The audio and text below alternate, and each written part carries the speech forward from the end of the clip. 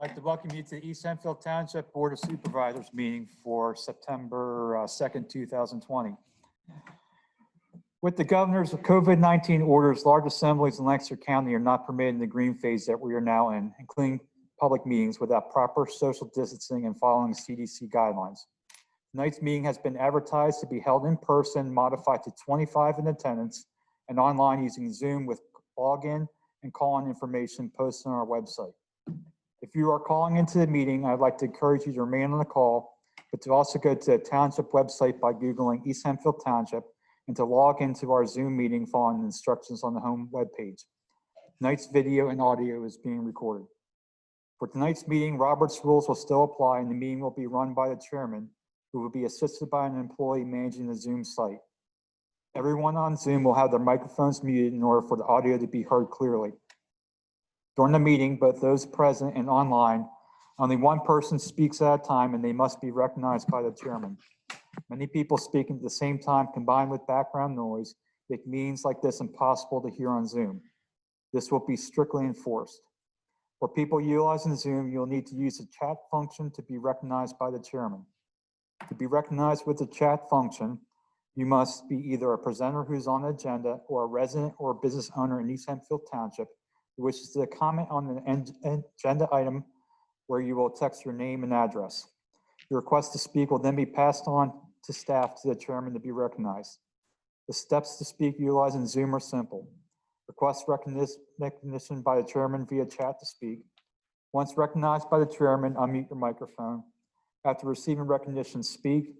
When done speaking, mute your microphone.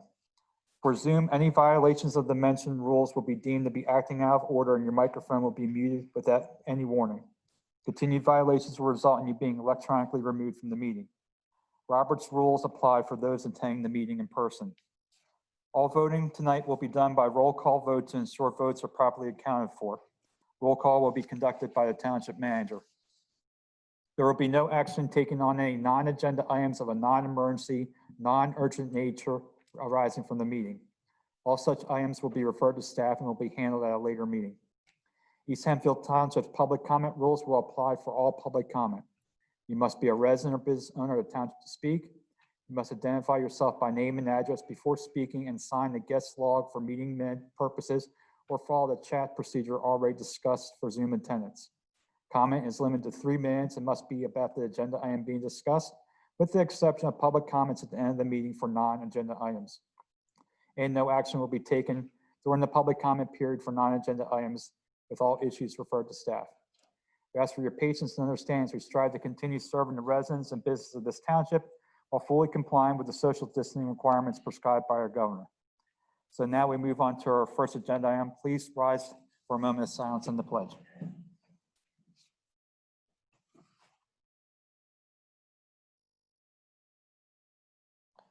Now the pledge. Pledge allegiance to the flag of the United States of America and to the republic for which it stands, one nation, under God, indivisible, with liberty and justice for all. Yeah, you may be seated. Our first agenda item, seeing where Chief is at this point. There he is. We have a special recognition, and I'm going to let Chief take the floor, and we're going to recognize a nice gift that was made by a retired police officer to the township. Good evening. Actually, before I do that, I wanted to just say publicly, I have gotten a lot of feedback from my officers over the comments that you all made at the last meeting, pro-police comments and support. I wanted to thank you on behalf of them. So thank you. And the reason that I'm here tonight, about a year ago at this time, one of our retired lieutenants, Brian Nice, who's here today, along with his wife, Patty, he reached out and said if there's anything that he can do for us as a police department, as a township, for a fitness room that we were building downstairs, to let him know. We got back to him, and as a result of that, he purchased the flooring for the room in the basement that is available to all township employees to exercise and reduce stress, etc. So I thought that it would be prudent for the township to recognize that, and that's why we're here. So I would ask Brian and Patty Your money too, Patty. So, I guess on behalf of the township, we want to thank you, Brian, for the generous donation that you made to the township, and I think that in years to come, we'll all get a huge amount of stress relief, fitness, wellness, and as a result of that, I think a lot of people will benefit. Really nice that you did what you did. I have to say that twice, but it was a very good gesture what you did, and we really greatly appreciate it. And this is just a little plaque of our appreciation for the service that you provide the township, all your years of service, plus what you just did. Very appreciated. You are missed among the ranks, so thank you. Might be hiring, so if you'd like to come back, I'll take you in a second. We'd love it. But thank you for what you've done. It's appreciated. It's gestures like what you did now as a business owner that are really special with all the donations that this department does get. Former very successful business owner from our police department. Nice contribution. Even more so now than ever. It means a lot for everybody when this kind of stuff occurs for police. So thank you.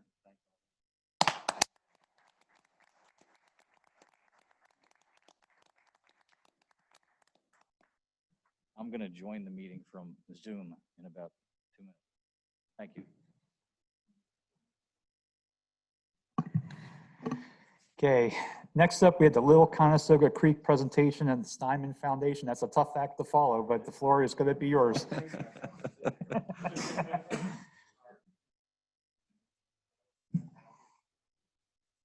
You're absolutely right, Scott. Thank you for placing us on your agenda this evening and giving us time to explain the proposed project that we're going to be talking about for the next couple of minutes. My name is Jim Schultz, and I am the project manager for the Steinman Foundation for this Little Conestoga Creek Blue-Green Corridor project. And what I'd like to do, first of all, is introduce the other members of my team who are here both in person and also on Zoom. So to my far right, to your left, is John Cox. John is the former CEO and now chairman of the board of Turkey Hill Dairy, and former chairman and now senior advisor to the Lancaster Clean Water Partners. John is a consultant on this project, working in particular with DEP, ECNR, and the Army Corps relative to this project in terms of long-term construction funding. Second person I'd like to introduce is Jason Andrews, who is on Zoom. He's joining us by Zoom. He's a staff member from the Steinman Foundation, working on applications for various funding sources. Third person you're hearing from tonight is Rick Jackson. Rick is the vice president and project principal with the ELA group of engineers and landscape architects. Joining him in Zoom is Brent Good, who's also a senior project manager for ELA. Another person tonight who's going to be talking is Corey Rathman. Corey is the senior project manager with Land Studies, Inc. And last, although she won't be joining us because she's picking up her daughter at the airport and bringing her home right now, is Kelly Gutschall, who is the president of Land Studies and is joining us via Zoom if she can get there. Okay.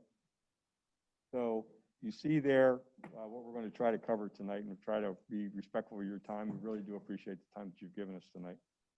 So what we're going to do is we're going to cover an overview. Rick's going to get up here with me in a minute, talk about the Little Conestoga Blue-Green Corridor project. What is it? We're going to talk about that. We're going to talk about the benefits that we think could be derived by East Hempfield Township by supporting the project. We're going to talk about the crucial stage that we're now at. After about 20 months of work, we're now at a point where we need to do the design and engineering aspect of the project, and we're going to explain what that's about and how important that is. And last but not least, in the package that we sent to you, there is a memorandum of understanding, and we're going to go through that a little bit from a standpoint so that you understand, and so the public understands what the memorandum of understanding would be and how we're going to try to work that out. So, so is there the overview stuff? Purpose? Go back one, somebody? Diane, if you could go back one. Oh, there you go. Thank you very much. Okay. So what we're going to do is as far as the presentation is, we're going to try to provide an overview to you, the board members, as well as the public, as to what the project and the memorandum of understanding is all about as a means to try to seek out funding to support not only the design and engineering, but also ultimately the actual implementation and construction of the project. As I mentioned, we're working with DEP, DCNR, the Army Corps relative to that. For this stream restoration, which is the blue aspect of the corridor, and the walking trail, which is the green part of the project, our team will be making similar presentations to the other 3 municipal governments that impact on the stream. Namely, if you go on the east side of the stream, you have Lancaster Township, City of Lancaster near Park City, and then Manheim Township.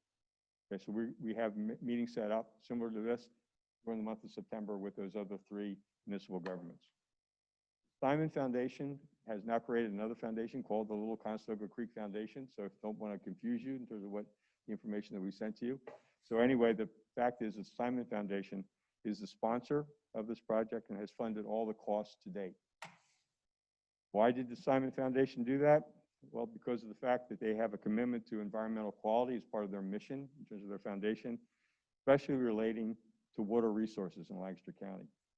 We think it's an untapped resource in Lancaster that we are not paying enough attention to. And this is their first effort, their effort to, in fact, try to deal with water resources. And there is a concern on their part with respect to Lancaster County's compliance with regard to the Chesapeake Bay. One of the things you do not see up on the listing here is that we're not doing this. As a matter of fact, when they contacted me over 2 years ago, in terms of this project, one of the first things I said to them was, does this have anything to do with the Conestoga House? They said, nope, we're selling the Conestoga House. This is not a project that's going to enhance the value. They've already sold it. So this has nothing to do with the Conestoga House. So I want to make sure everybody understands that they have no property impacted by this. Property that is impacted is across the street on Marietta Avenue. You can picture that. That area across from Conestoga House is still owned by the Simon Foundation. That's going to be a trailhead. It's going to be a parking lot and a trailhead for this project. So it's not going to be used for any kind of commercial or any kind of other kind of venture. Situation is that this has been a 20-month process. We're here after 20 months of work. First 10 months was in fact doing the planning, the feasibility study, the plan, the project itself. We in turn met confidentially and quietly with all 40 property owners. We did that deliberately from a standpoint of confidentiality so that they would not be hearing it from the grapevine. They would be hearing it directly from us. So about mid-March, we began to have Zoom meetings with individual residents up and down the stream. So we've accomplished that goal from a standpoint of meeting with every property owner along the stream. So in addition to the townships being impacted by this, every single property owner has now been met with, and we've talked to them. As you can see there from the slides, the process has talked up to this point, it's cost $400,000 to do the planning and do all the meetings that we've conducted. That has produced the feasibility study that I mentioned before, and the other thing is, of course, we have now reached out to every single property owner, every key stakeholder. So now, without any further ado, what I'd like to do is turn this over and let Rick walk you through what is this project, so you can have a better understanding of that.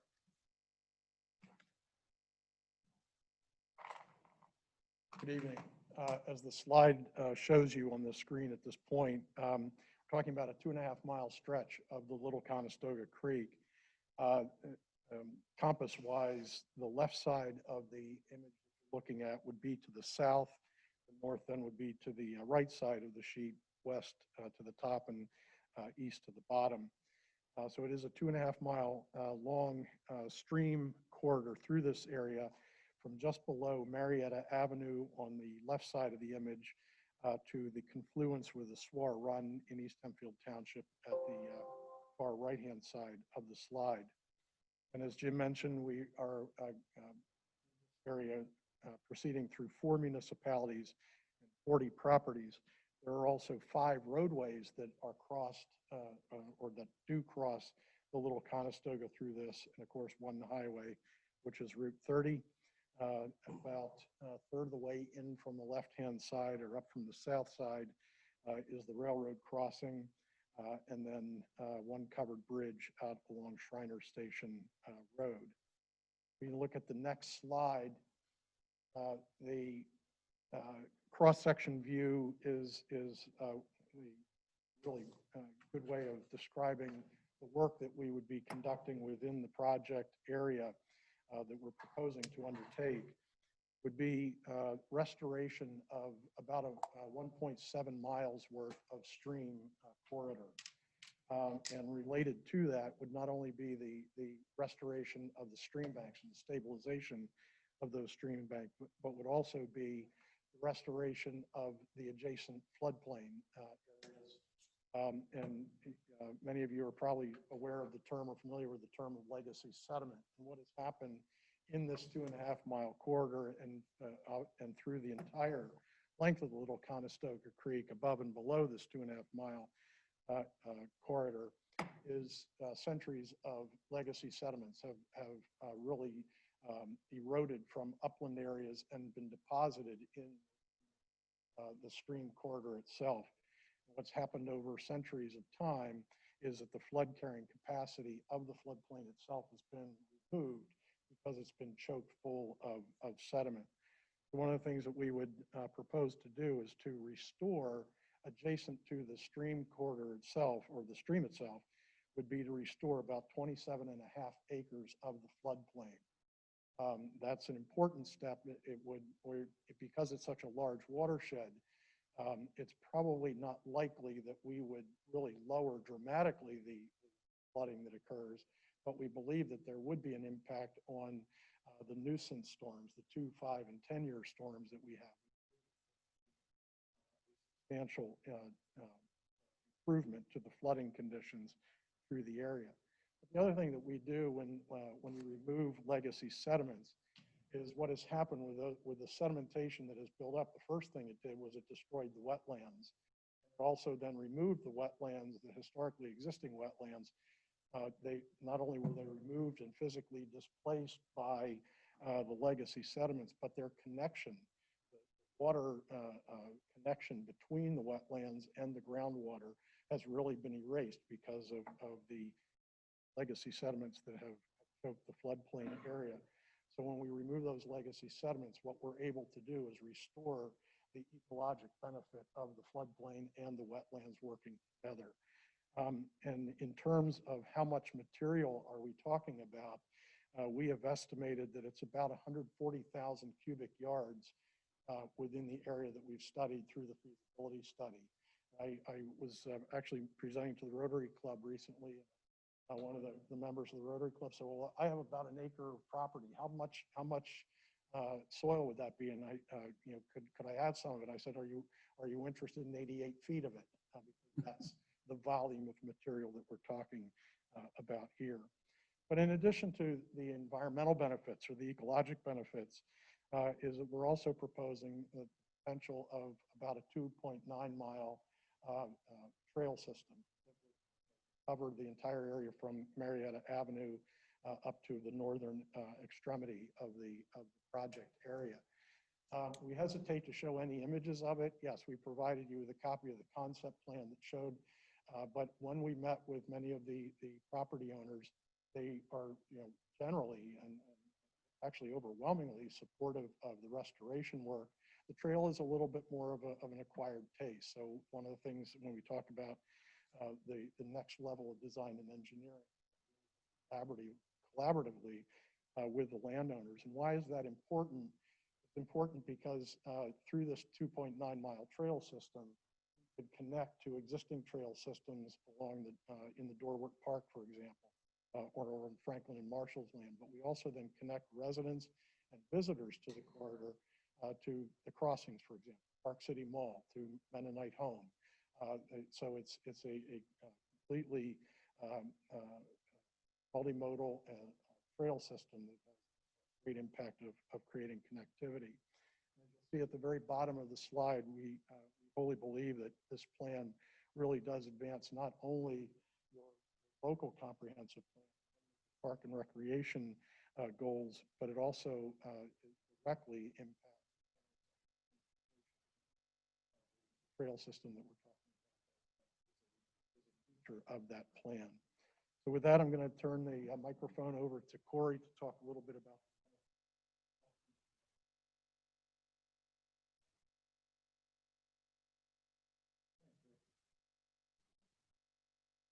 So with regard to the project's benefits, no better way than to show you or discuss these benefits than to show you an example of an existing project that's similar and it's in your backyard. That's produced. As you're aware, the Baker Run, the Lime Spring Square project has addressed your pollutant reduction plan requirements. Approximately 8 acres of restored wetland and vibrant and diverse habitat. So with regard to the Conestoga, Little Conestoga project, why we can't expect the same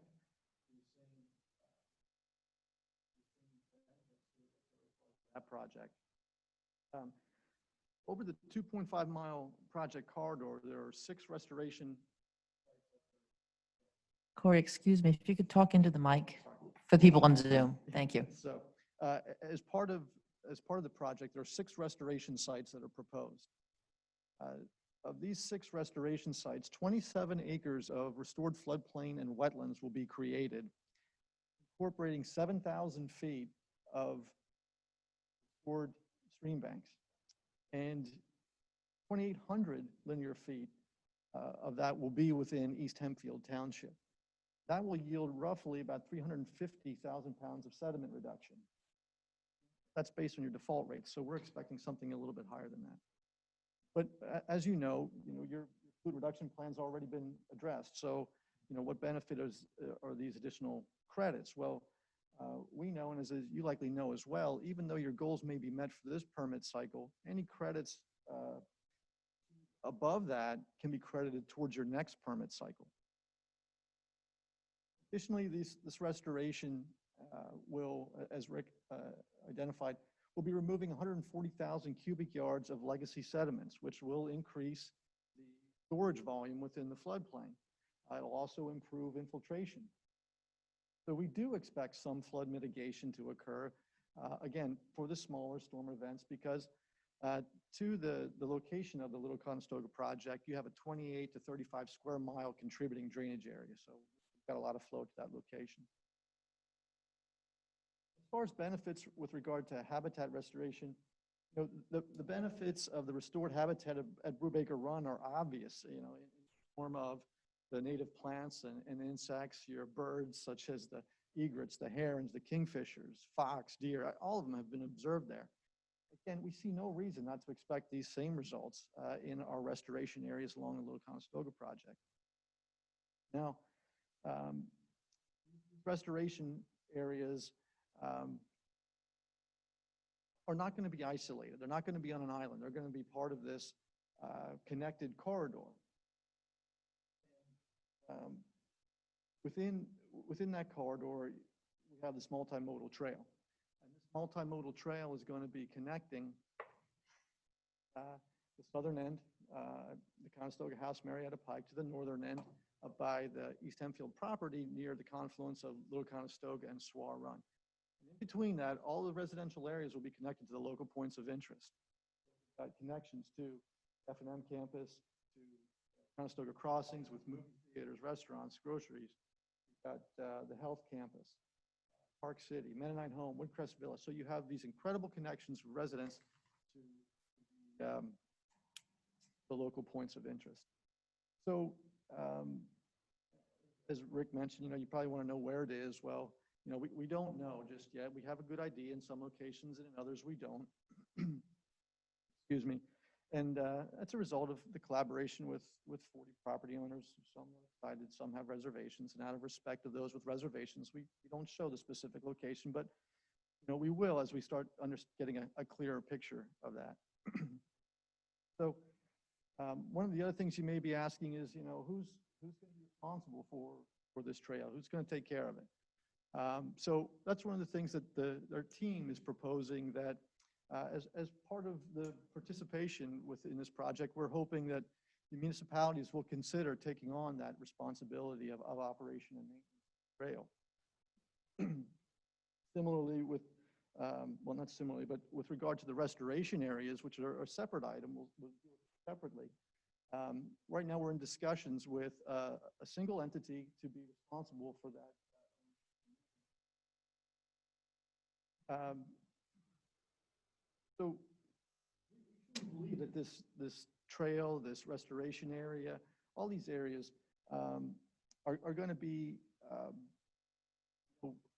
points of interest and assets to the community, and clearly will provide a quality of life for residents of East Hempfield Township, and something that's really not seen anywhere else in the county. Now, clearly, all of this that I just talked about is dependent upon the underlying design and engineering. And if you could flip to the next slide, please.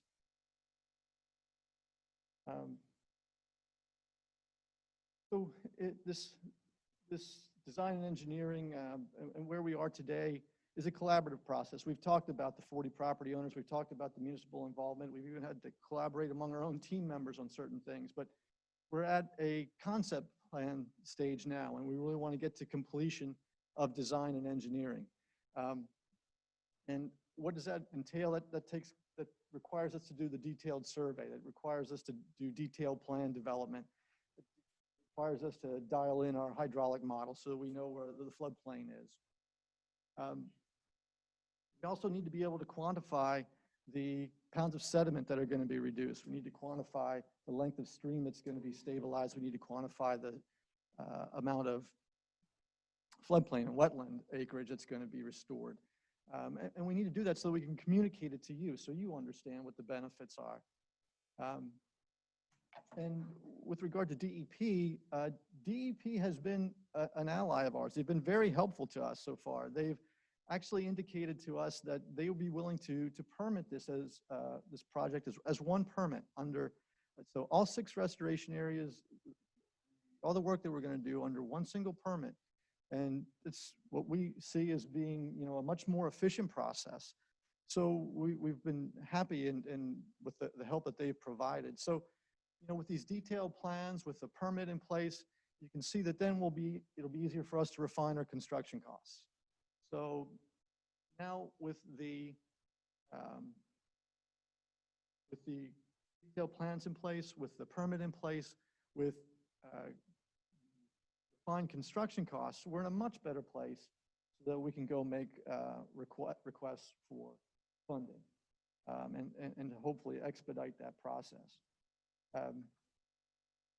But so as you can imagine, this design and engineering phase is a critical stage that, when completed, it puts in place the foundation of the project, really, and sets us up to launch into that construction component of the project. So, and of course, with that and with all that I just talked about, it clearly involves some participation and involvement on behalf of the township. And so, with that, I'll turn it over to Jim to talk about the next step.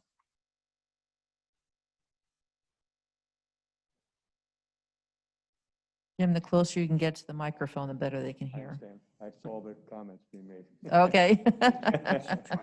Okay. So I'm going to speak right into the microphone and speak loud about the concept of the memorandum of understanding. All right. That is part of the package that we did send to you. What we're trying to do is formalize the situation as far as a collaboration and cooperation between the 4 municipal governments involved, which I've articulated, along with the Steinman Foundation, or Little Conestoga Creek Foundation. One of the reasons why we want to do this as much as anything is what Corey was just commenting about, which is that DEP is looking to us to do this. They really would love to give us a watershed permit. They really feel that if we could get all the municipal governments together in terms of cooperating on this, that they in fact would be able to expedite the processing of that permit. So we're really, really excited. I will give credit to John Cox. He has really set the groundwork for this. We've had very high-level meetings with Secretary of DEP and Deputy Secretaries to, in fact, deal with this. This would be a precedent setting for DEP in the Lancaster area. So we're really excited, but we need to deal with the cooperation and collaboration between the 4 municipal governments. In turn, it will help us in terms of getting those approvals.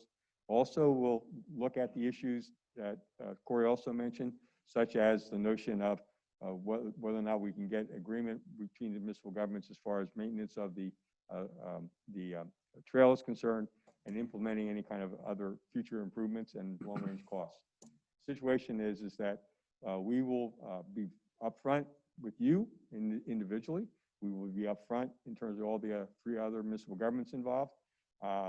We have no intention of doing otherwise. We're going to be totally transparent about this so that you guys are making decisions in public with us. And then in turn, if there are costs involved, that we can in fact support you.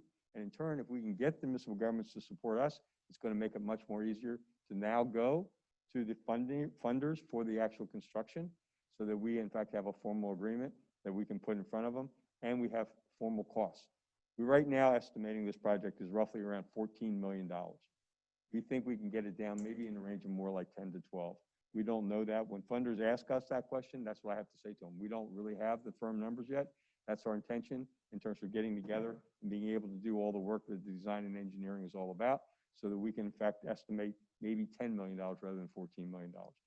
As a result of that, we can go to DCNR about the trail. We can go to DEP. We've again set all the legwork, all that 20 months I talked about. An awful lot of legwork has been done with those funders. The U.S. Army Corps of Engineers has toured the site. One of the few times I've been out physically in terms of having a meeting was with the Army Corps. They took a site tour about 2 weeks ago of the entire site. So what I'm saying to you is we've laid the groundwork for those funders, but we have to have funding. We have to have an estimate, a real good estimate of the construction costs, and we can't do that without the D&E funding. One of the things we're going to be talking about as far as the MOU is whether or not East Hempfield Township and the other communities will support us. I will tell you that we've put an application in before the county. We met with all 3 county commissioners for their Act 13 funding. We really feel very bullish about that. We've already reached out. We've gotten 2 firm commitments in terms of corporations that are going to support us in terms of this fight. So everybody understands we're looking at $1 million for the D&E costs. Simon Foundation has committed $500,000. In addition to the $400,000 they've already put on the table, they're committing another $500,000. What they're asking us to do as a team is raise that other $500,000. Right now, I think we're going to get $100,000 from the county. I think we already have 2 corporations that are going to give us $50,000. So we're working our way, cutting that money down from a standpoint of what we would ask municipal governments to possibly contribute. We also understand that may be part of your budget process. So as a result, what we're doing with the MOU is starting a discussion with you all, okay, to see whether or not we can get collaboration and cooperation from the 4 municipal governments involved. So with that, we'll stop and be more than happy to answer any questions from any of the supervisors or anybody from the public, including people on Zoom. Okay, the board, Mr. Fear. Anticipated duration of the project. Ed, if I could hazard a guess right now, what we're looking at, we would love to be able to have the permit in place to do 2 of the phases, one down toward the Conestoga House, and the other one near Mennonite Home, this time next year. We would really love to have the permit in place to be able to start construction. We then have another 4 phases to do. That we think we're going to take somewhere between 3 to 5 years. So we are hoping that somewhere in the range of this time next year, we'd be starting construction, and about 5 years, hence the entire project would be completed. How does the completed project work where we have existing railroad trestle, roadway bridges, and existing structure? Stuff in place. So we are dealing with the Pennsylvania line from a standpoint of the railroad crossing. So we have to get a lease arrangement with them. So we're working with that. There's a lot of loose ends that have to be buttoned down.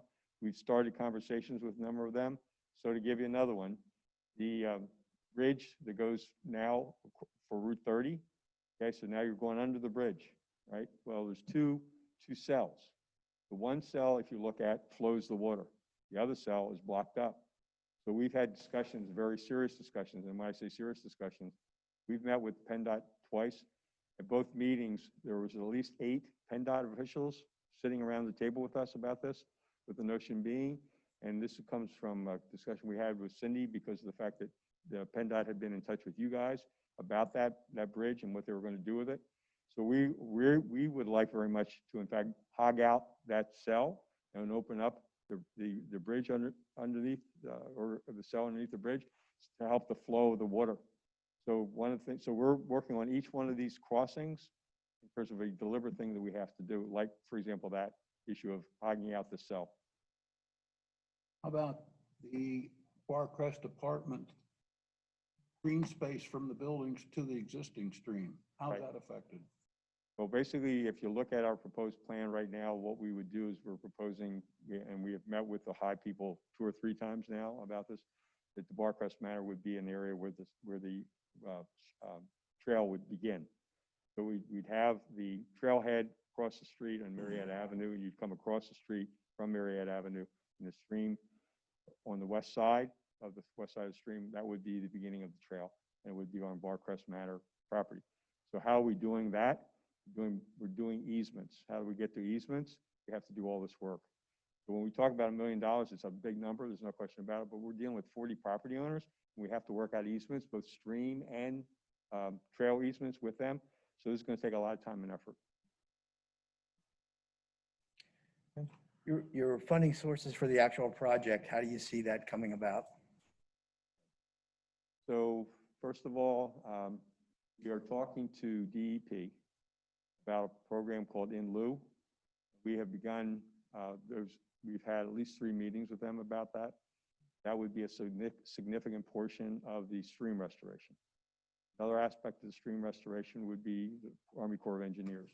Army Corps of Engineers has an Act 510 program that we, in fact, are working with them about using their monies for doing stream restoration. So the combination of both state money and federal money, and I'm more than cautiously optimistic that we're going to get there from a standpoint of monies for stream restoration from those 2 sources primarily. The source for the trail is the Department of Conservation and Natural Resources. We've had significant discussions with them about that. We have estimated roughly that the trail would cost approximately $3 million. They would be good for half of that, for $1.5 million. We would then have to come up with another $1.5 million. That may be the municipal governments, it may be the county, it may be the Steinman Foundation. But what I'm saying to you is we have real good sources for stream restoration aspect of it. We have good sources for the trail. The trail is a little more problematic only because of the fact that we have to come up with 50% match. Okay. Have you looked at, along those lines, have you looked at PennDOT's multimodal for the trail? Yes. What did PennDOT say about that? Well, let's put it this way. It's not as good a source as of right now in terms of the other sources I just talked about. Is the 3 million for the trail contained within that 12 to 14 that you estimate the project cost now? Okay, Yeah, the overall project's 12 to 14. 3 million of that would be for the trail. okay. If I could interject, one of the reasons, I don't know the number offhand, but there are a number of crossings of the creek by bridges. One to avoid conflict with neighbors, the other access to of the creek. Awesome, good. Quick question is, do you have a plan on where to put all the soil? And I guess there's going to be a lot of trees cut. You can have a firewood sale, but I was just thinking when you're talking about all that soil, where do you get rid of it? We don't have a specific plan. We have some interested parties about the soil, rightfully so, I think. It's good soil. And so the long and short of it is when I say about loose ends, Andy, that's one of them. Yeah, sure you'll figure it out. Yeah, we will. We will. Do you have any idea, cost-wise, what you would be looking for from the county and us municipal governments, and when you would be making that ask, or when you would need those funds? The situation is, in order to move the project forward, we do need to do design and engineering. Simon has put up $500,000, chipping away at the $500,000 we have to raise. We would love to have that committed between now and this time next year, in terms of being able to say, yes, we have the $1 million in place to be able to do the design. That's going to be for the entire project. So while we will start in the beginning in terms of phase of the project, we then would work through all of it with that $1 million. The situation is we then, during the same period of time, we're now going to go after, particularly when we begin to get really better construction costs, being able to go to those funders that I mentioned to Tom as to those sources. What we're looking at then again is DCNR, for example, on the trail, just to use as an example, is that they will fund each phase. So if we do 2 phases, let's say that's $1 million. They will come up with $500,000 of that for those first two. Got to come up with the other $500,000. So if those two phases are in July of next year, we would be looking to try to come up with how do we raise $500,000 for the actual construction. I think between corporations, some other ones that have not put up for the D&D, but will put up for the construction, and the county, that we in fact would have a source of funding to begin those two construction phases. So this time next year, we're going to need construction money. Roughly, I would say somewhere in between $500,000 to $1 million. You have some follow-up meetings at this point with the other municipalities. We're the first one that you're meeting with at this point? For what we did on August the 17th, which is when we sent the package to Cindy so that she could distribute to you all, we did the same thing to the other three municipal governments. So all of them got the same thing that you got, right? We then subsequently set up the meeting. You're the first one that we've met now that you got the package. So on the 14th, we go to Lancaster Township. 29th, we go to the Manheim Township. We have not set up the date yet this month to deal with the city. City is very, very interested in this from a number of different perspectives, as you can probably well imagine. The long and short of it is this month we will have all these same meetings, Scott, with all the other municipal governments.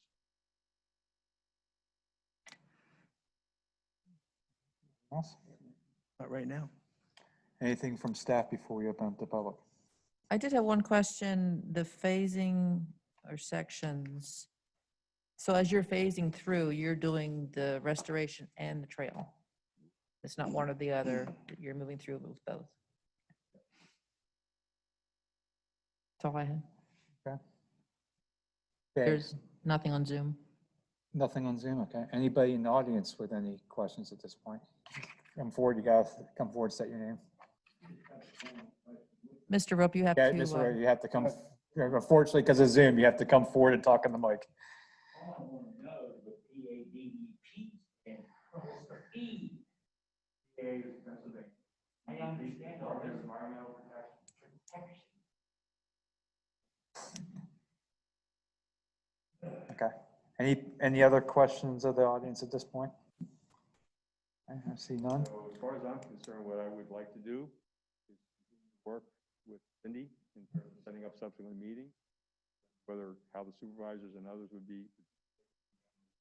And it sounds like we need to have a discussion, probably starting with our planning group about the MOU itself. So appreciate the presentation and appreciate the hard work that you guys have Thank you very much. And I appreciate done. It's a very good environmental Yep. project. I have no doubt the city will, from an MS4 perspective, want to be a participant. Absolutely. There's obviously a devil in the details. We have to work out a lot of details and stuff like that, but appreciate all the effort you guys have done. I really appreciate your giving us the audience tonight, and we'll go from here. Thank you. Thank you. Thank you very much.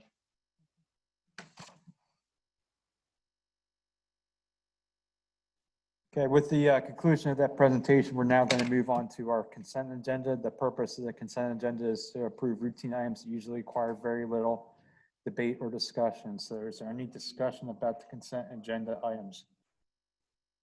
No. Okay, seeing none, I will entertain a motion to adopt the consent agenda. So moved. Okay, motion, do I have a second? Second. Okay, so a motion from Mr. Bennett, second from Mr. Weaver. Mrs. Schweitzer, please poll the board. Mr. Weaver, Aye. Mr. Bennett, Aye. Mr. LaFever, Aye. Mr. Wigglesworth, Aye. Mr. Russell. Aye, the ayes have it, 5-0. Next, we're going to move on to action items. Mr. First- Chairman, Yes. just before you go that far, there is an addition to the agenda that I'd like you to consider. Okay, that's the, yeah, it's not on my, is on the printed copy. So Yeah, the sorry. addition to the agenda is the sale of township vehicles at auction enterprise fleet program. Is this something you'd like us to take action on tonight? Yes, please, since Okay. they've been sold today. So it's a retroactive kind of approval. Okay, so this is retroactive. Did this make it in under the 24-hour window? You mean the request? No, adding this, remember we're doing that additional step. That's This is- why it's on your agenda as an ad. Okay, so I will need a motion to add this to the agenda because of an emergency nature. So the motion is to add the request to add the sale of the township vehicles at auction to enterprise fleet program. So moved. Okay, motion for Mr. Bennett. Do I have a second? Second from Mr. LaFever. Ms. Switzer, please poll the board. Mr. Weaver, Aye. Mr. Bennett, Aye. Mr. LaFever, Aye. Mr. Wigglesworth, Aye. Mr. Russell. Aye, the ayes have it, 5-0. We will add this to the agenda. Okay, Thank you. Ms. Switzer, the floor is yours. Oh, we're going to do that right away? Okay. Yep, so if you want to explain So it. in the context of the whole entire enterprise fleet program, which you approved last year, this year, we have the first batch of vehicles that have been sold at auction. And unfortunately, I didn't get it before you beforehand. They were at the auction in Harrisburg today.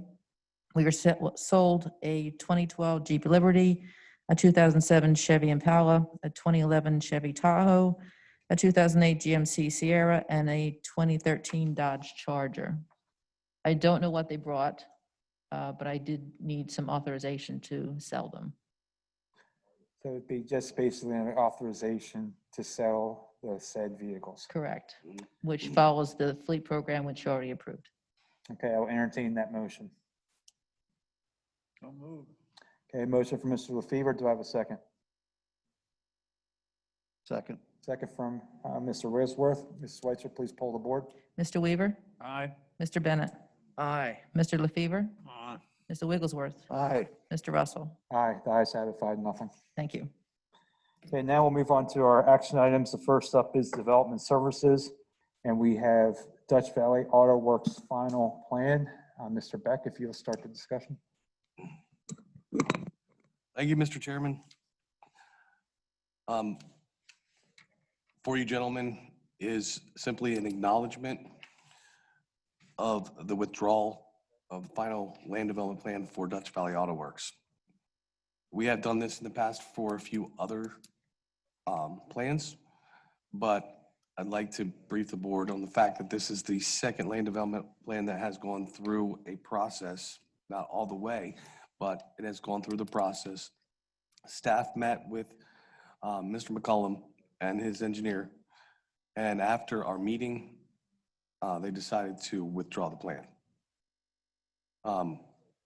They did not necessarily specify why they're withdrawing, but staff believes it has something to do with the curb and sidewalk along Industry Drive and Columbia Avenue. So it's cost reasons. Yeah, he's building a 45 by 45 garage, I believe. And the cost just, it doesn't make any sense to him to be required to be granted a deferment of the sidewalk and curb for those two, the corner property. And if we would call in that deferment, the cost would be pretty much astronomical. So we weren't even mandating the sidewalk and the curb. It was just a deferment of that, and that scared them off. It would have been a deferment, yes. No, we probably would request eventually sidewalk on Industry, but probably not Columbia. No, not Columbia. There's a great issue, and with PennDOT's plans, it's highly unlikely that in the near future, 5 to 10 years, that we would be looking to add sidewalk there because of that issue. I mean, that has been our policy in terms of a board policy to defer sidewalk and curb. Given the size of the project, I didn't know if there would be any kind of concessions, but then again, he came in and requested to drop the plan, which is unfortunate, I think. Do we have to take action on this tonight?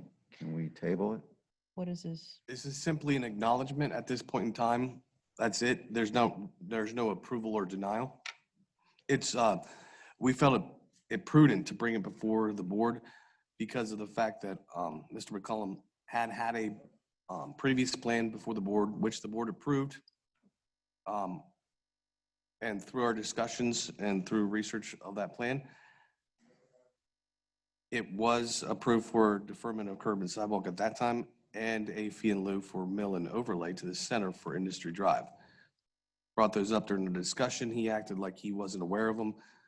Ritu was his engineer at the time, and I find it hard to believe that he wasn't aware of the issues that occurred during that land development process. But I digress. He's a fairly small business owner. Some of these costs are just overbearing for him.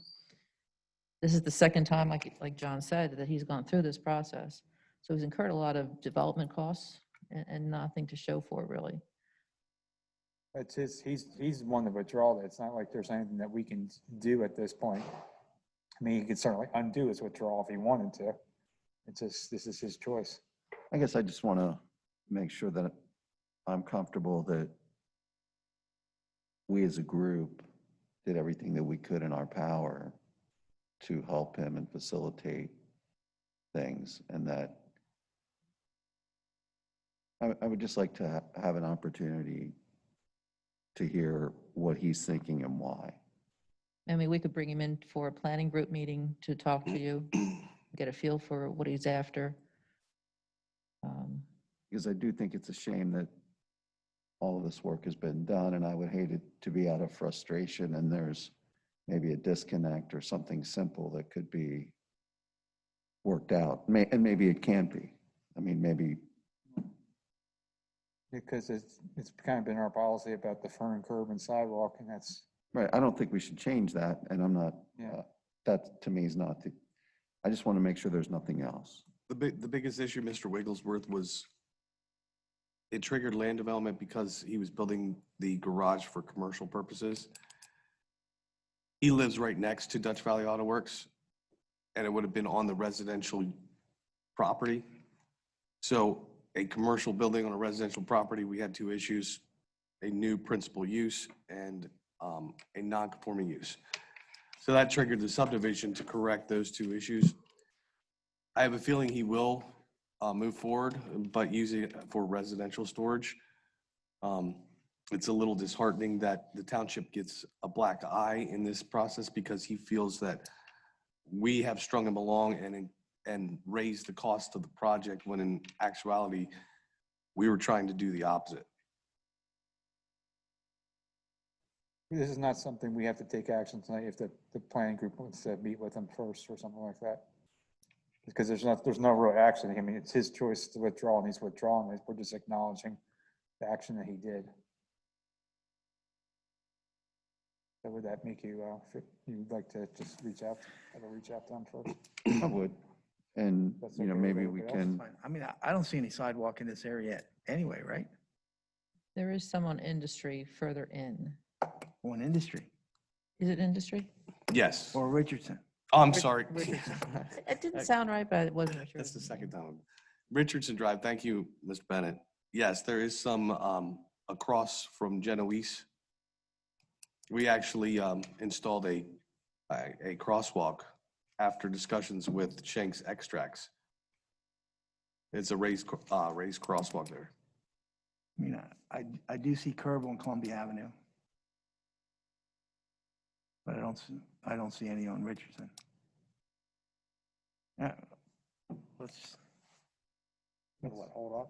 Yeah, I think we just hold off and we have a meeting. It's not gonna change what they decide one way or the other. right. This is just an acknowledgement, so. Okay, so I'll entertain a motion to table. so moved.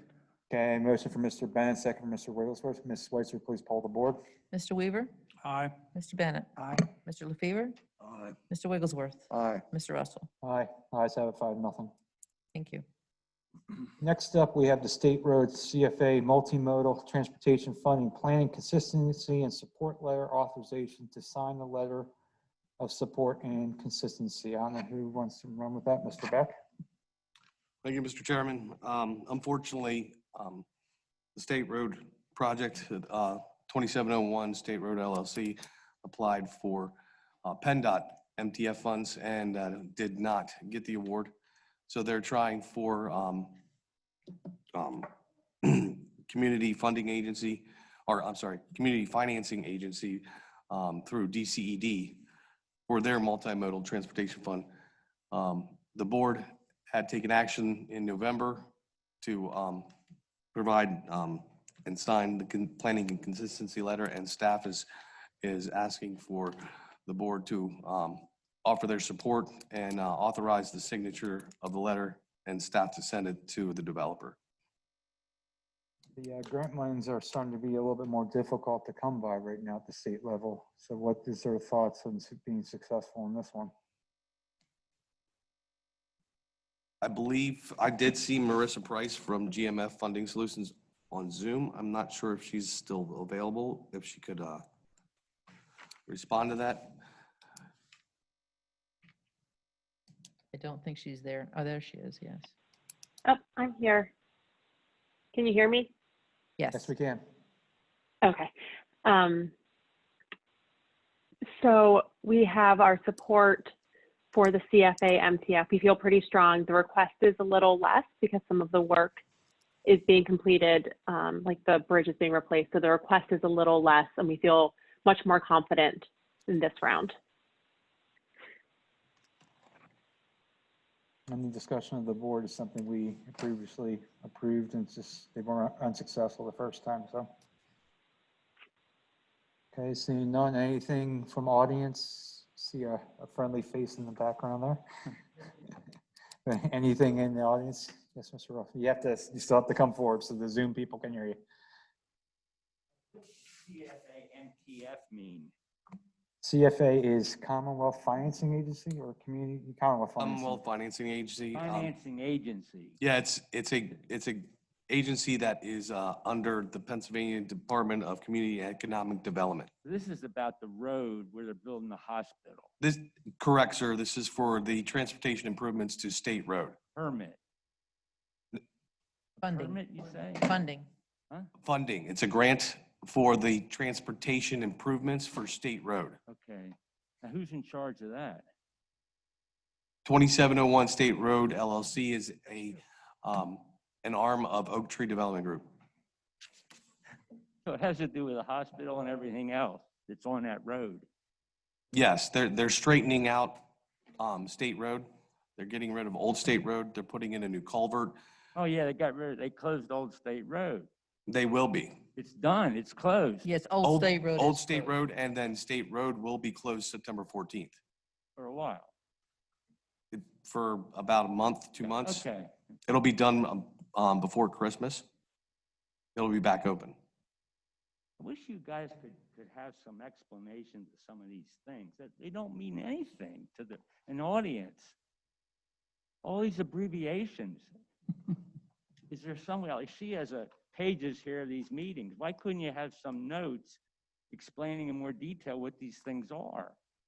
That's a valid point, and we can. It's all Greek. I appreciate that too, but that's a valid point that you're bringing up about acronyms, so we can. I see there's nobody else here tonight. Now, why is that? They don't understand it, or their ox isn't being gored. Know what that means? Mhm. It doesn't affect them. Well, there's not a lot of people that show up to our meetings unless it's an immediate issue. Right. But that is we will take into consideration what you said, and we can do a better job of explaining acronyms. Okay, seeing that, and is there any other thing on the Zoom at this point? There's none. Okay, I will entertain a motion, and the motion is to support the 2701 State Road LLC's application for a Commonwealth Financing Agency Multimodal Transportation Fund grant, and authorize the board chair and Mr. Beck to sign the planning consistency support letter for the State Road Transportation Improvement Project application for Commonwealth Financing Agency Multimodal Transportation Funding Grant, and to authorize staff and send the signed letter to developer for inclusion in its grant application. So moved. Okay, motion. Do I have a second? Second. Okay, so we have a motion for Mr. Wigglesworth, second for Mr. Bennett. Ms. Schweitzer, please poll the board. Mr. Weaver? Aye. Mr. Bennett? Aye. Mr. LaFever? Aye. Mr. Wigglesworth? Aye. Mr. Russell? Aye, the ayes have it, 5-0. Next up is going to be another fun one. Trick or treat policy discussion and action. When this occurred last year, I had stated that I would like to have a policy in place. And given that we have October 2 months away, and knowing what is going on with COVID-19, I thought now more than ever, it'd be nice to get a policy in place before the end of October, when people start trying to dictate what our policy should be. So I asked Ms. Schweitzer to dust something off at the admin and finance meeting, And what you have here was staff's crack at it for us to discuss about a policy. And quite frankly, myself and Mr. Bennett really didn't get a chance to input. All 5 of us will get a chance to input at the same exact time, which is right now. Right. But I would think it would be prudent, I'll just state my position because it's not changed from last year, that the township should not be dictating when holidays occur and do not occur. So that applies to Halloween, that applies to Thanksgiving, that applies to Christmas, Easter. We can't move holidays just because a storm is coming or some other thing is going to happen. The holiday is what it is. People can decide how they want to adjust their schedules based on what is going on at that time when the holiday is occurring. So here we have Trick or Treat Night, which is a spin-off of Halloween. The date is actually set by the LMC procedure that was put in place over a decade ago, which just provides a recommended time for Trick or Treat Night to occur. That does not mean that churches can't do trunk or treat actually on the 31st or the weekend before, or neighbors can't have their own trick or treat time, or kids can't go up to a neighbor on a different day if it's a bad weather day. But this is that LMC just puts a date on the calendar so that most people know that from 6 to 8 o'clock at night, that's the time when it'd be best to do Trick or Treat Night. So we have in here, and I'll read the policy and then I want to offer a couple comments on it. So the policy for consideration is East Hempfield Township will continue to follow the Lancaster Intermunicipal Commission stated policy designating this year's trick or treat night to be held on Friday, October 30th from 6 to 8 p.m. The designation of a specific date or time for trick or treat is done for the safety of those participating. The designation will not be changed, altered, canceled. Participation in trick or treat is voluntary, and as such, participants should make decisions based on their personal comfort level after considering all factors. The township does not enforce compliance with COVID-19 guidelines. It will not as they relate to trick or treat events. That's the statement. I do want to make some suggested changes to it. And so under the first bullet item, instead of saying designating, I would say recommending. And then we read East Hempfield Township is continuing to follow Lancaster Municipal Commission stated policy recommending this year's trick or treat night to be held on Friday, October 30th from 6 to 8 p.m. Again, it's because we as a municipality really can't dictate when a holiday is occurring. So I think we're just recommending that residents follow that time, but if they choose to follow a different time or not do it at all, that's their choice.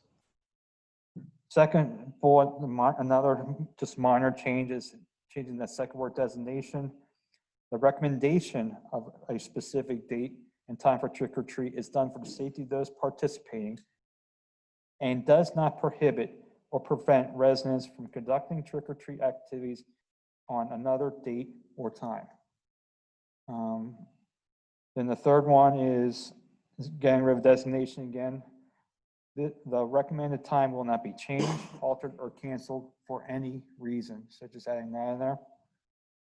And then the fourth one, participating in trick or treat is voluntary, and as such, participants should make decisions based on their personal comfort level after considering all factors, to include the possibility for inclement weather. And so those will be my changes to what staff, my recommended changes. But I just want to hit very heavy that it's a recommendation,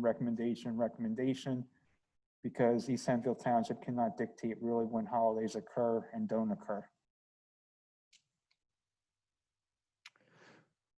The only, I guess I do look at this a little different, like how a holiday for Halloween is, I guess I separate the activity of trick or treat as just that, an activity. The same as if there were a parade or, you know, some other activity that were occurring that would have a safety aspect to it that we may want to have a say in or provide guidance for. I agree we shouldn't be designating holidays. All right. But, you know, the activity itself, I view that a little different. I appreciate it. I mean, I do have a little bit different perspective, as you know. Right. I do think it's different from a parade or something where the township is formally closing down streets and providing a police presence for that, because they're typically for a parade or some activity like that, they're occupying the township right away. We got kids all over the township all at the same time, walking up and down streets. There's absolutely no way for us to close streets down or do anything along those lines from a public safety perspective. We have no authority. There's nothing that we can do to make trick or treat night safe. We can't mandate how candy's passed out. We can't, I don't even know what we can do that can make it safe. It's an activity that families have to decide. They have to decide what they're going to do with the candy. Every year I used to check candy to make sure that someone didn't put razor blades in the candy and do some of the things that we've heard the horror stories for. But I did that as a parent. There's no way anybody can make that a safe. Some people don't participate at all. They do. Some churches do alternate activities so the kids aren't walking around with it. We've had ice storms in the past where we've done nothing as a municipality and still went out and did things in bad weather. I don't think there's anything you can do that would make Halloween truly a safe night. And with COVID-19, people are going to have to make additional decisions about what they're going to do. And again, there's no way we can mandate or enforce the social distancing or whether how people are wearing masks or not wearing masks, especially when they answer kids knocking on the doors. I mean, obviously the kids will probably all be wearing masks. Don't know if they'll all be for breathing purposes, but they'll be wearing something. I just don't know how we can make it safe. And I just think is that the best policy is not to be involved in something that you really have no control over. I agree with where you're going here with the wording.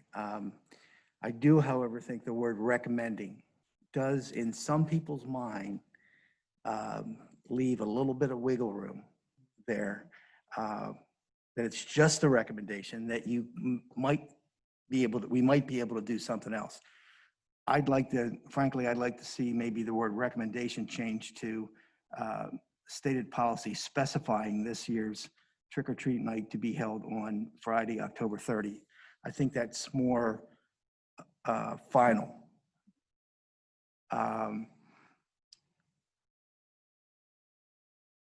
From a verbiage standpoint. I mean, it's just a little thing, but I'd like to not leave it open. I'd like there to be no doubt that that's the night in whatever it is that we draft. Okay. So the fever? I'm the only trick-or-treater at our home in 40 years, so I think I'll abstain. You're the perfect example why I'm saying that you have people make common sense of up and down your road is not necessarily the most friendly place for trick-or-treating. Mr. No, Weaver? I don't really have any suggestions. I'm fine with what you guys are suggesting. So if we tweak that one and we made it,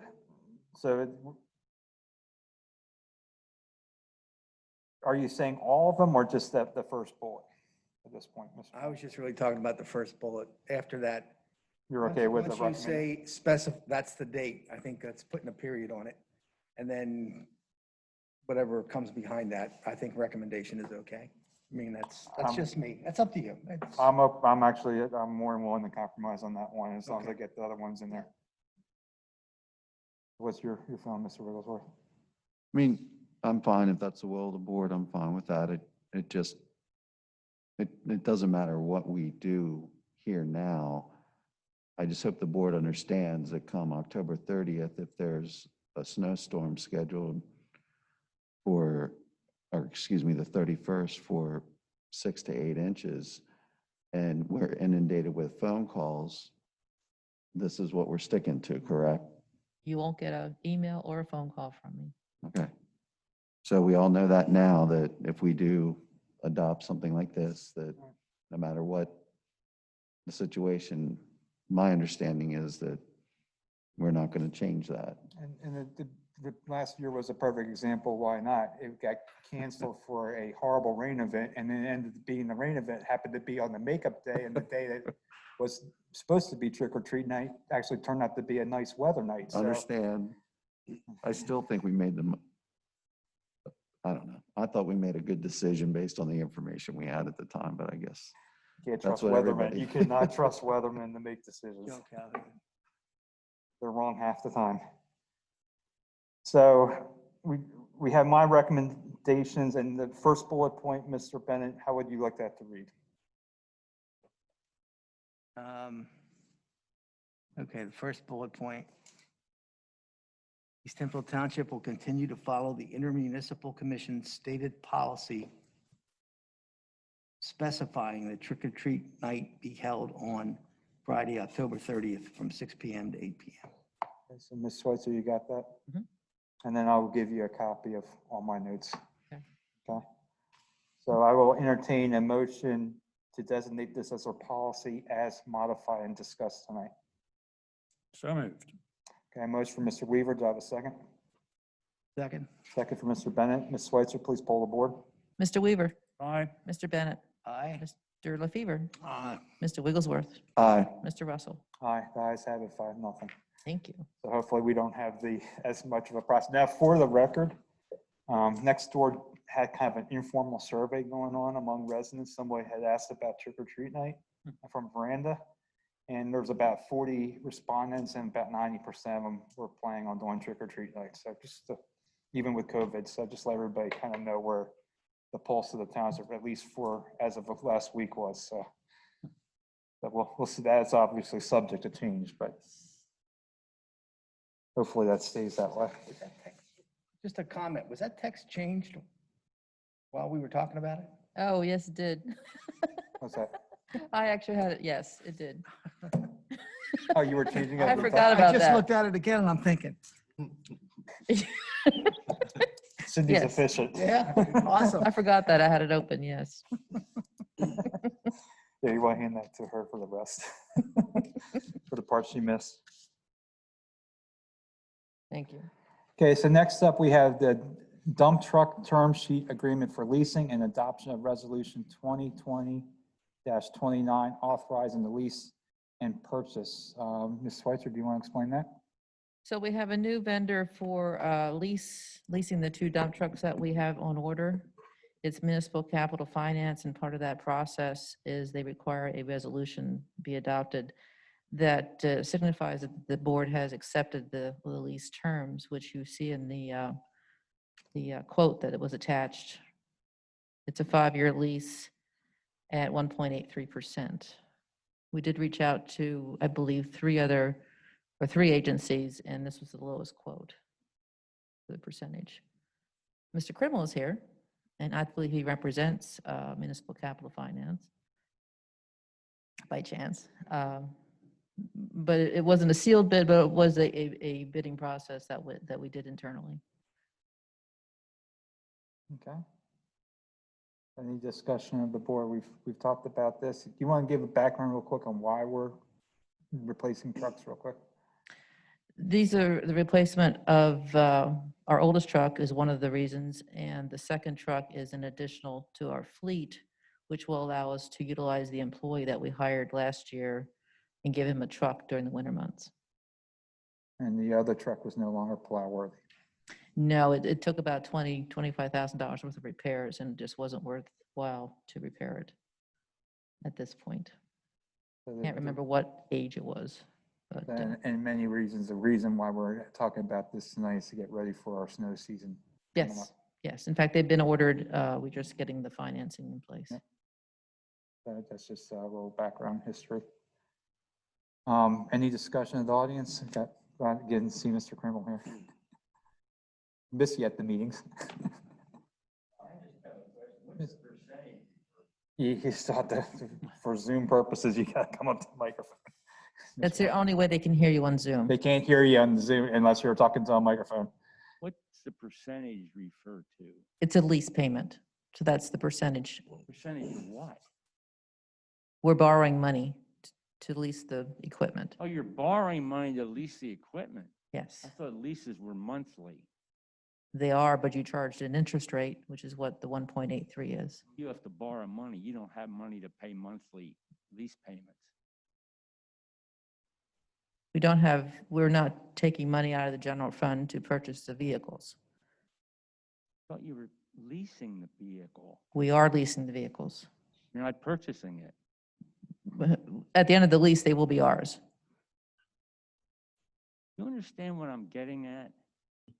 Not quite. To me, No, a lease is like renting. You pay monthly payments. Right. What's the purchasing have to do with it? This is a monthly payment program. I don't know that it's a monthly payment, but I think it's quarterly or one time a year. Excuse Okay, me, one we, time a we year. do pay this once a year. There are payments that we make. It's technically called a 5-year lease, but there is a $1 buyout at the end of the lease. And they are our vehicles at the end of the You're lease. really buying it then. Yeah, it's a lease zone.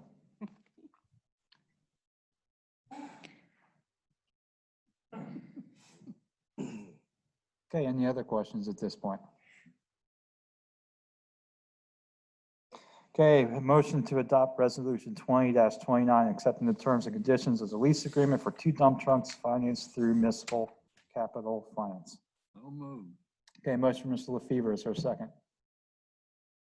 Second. Okay, a second from Mr. Weaver. Ms. Switzer, please pull the board. Mr. Weaver, Aye. Mr. Bennett, Aye. Mr. LaFever, Aye. Mr. Wigglesworth, aye. Mr. Russell. Aye, the ayes have it, 5-0.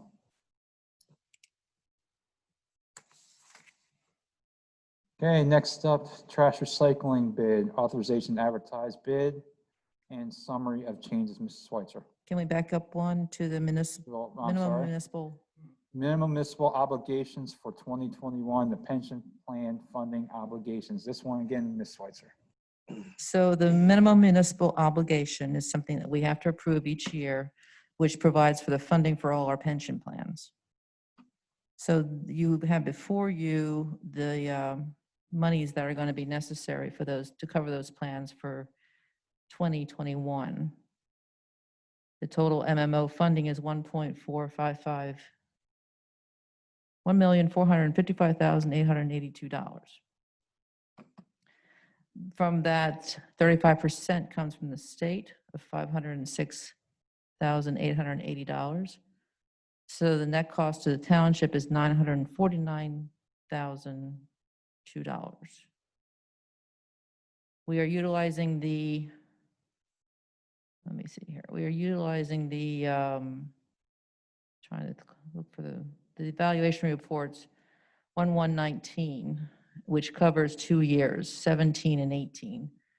17 was an okay year in earning interest, 18 was a loss, which is why you're seeing an increase of $320,000 compared to 2020's costs. Moving forward, instead of waiting 2 years, we're going to get another valuation for 1120, which will cover year 19 and year 20. In year 19, we had 20% returns. Going forward so far in 20, we have 5% return. So it's going to be a much better evaluation. So our MMO for 2021 will probably, 2022 will probably be lower. But at this point, we have to commit based on our 1119 valuation report. And this is our first step for our budgeting process for next year. So then during the budgeting process, we'll have to decide whether we want to put the additional 200,000 that we've been doing for the last couple of years into police pension to keep increasing the level of funding like we've been doing, which has been pretty successful. So the $320,000 number, that's mandated. There's no room there. MMO is a mandate. This is nothing more than a paper trail at this point. We're obligated to pay the MMO. It's whether our option will be whether we put monies above and beyond in the budget Okay. to the police pension, but this part is kind of non-negotiable. This is basically the expense of us having a pension program. We've been making additional annual contributions to lower the MMO, right? Yeah, So if we hadn't been doing that, this would even be higher. It would be a little bit higher. What this, that additional contributions has been doing is getting us up to what's called a percent funded. Our goal is to get above 80% for police and almost 100% for non-uniform, and we were pretty close before we had a bad year, which Cindy just talked about. I think next year, when we get our evaluations, the police will be above 80%, which will be a good thing at this point. We're making progress. It's just, you take 2 steps forward and it's 1.5 steps backwards at times, so. Any other discussions of the board? Anything from the audience? Anything on Zoom? Okay, seeing none, I will entertain a motion to approve the 2021 minimum municipal obligation forms as presented and discussed tonight. So moved. Do I have a second? Second. Second, so we have a motion from Mr. Bennett and a second from Mr. Wigglesworth. Ms. Switzer, please poll the board. Mr. Weaver? Aye. Mr. Bennett? Aye. Mr. LaFever? Aye.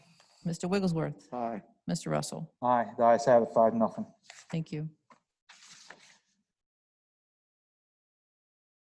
Okay, now we'll move on to the trash and recycling bid authorization to advertise bid and summary of changes, and this was discussed at admin and finance. Ms. Switzer. So attached to your agenda packet was a very brief summary of the changes that were made to the bid this year.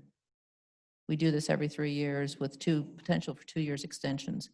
The last contractor chose not to extend the contract, so we have to bid after only 3 years.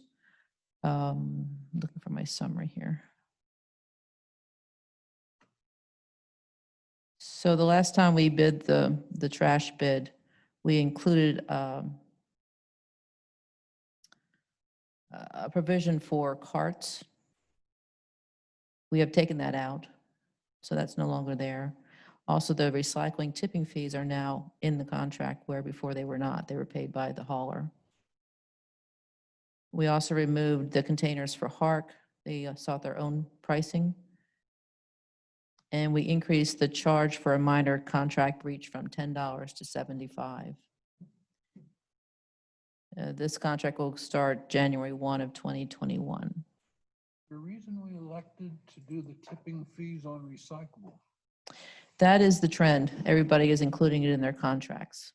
The haulers, because of the increase in price, I think it's $63 a ton now. Before it was free. So there is no market for recyclables. So our current contract with the hauler, they've absorbed those, which is why they didn't want to extend the contract for 2 more years. It's a showstopper right now. If we want people to bid, we had to take on that expense. Every trash hauler got caught flat-footed and lost money because of what the county ended up imposing. We anticipate that the cost for this program is going to increase. We actually thought that last budget season. We did increase our rates by 12%, and we're going to wait until, of course, the bidding comes through, but you're probably going to see another 12% increase to cover the Basically, cost. from a numbers perspective, it's probably overall historically a 40% increase over what we are currently paying with our former Lebanon Farms contract.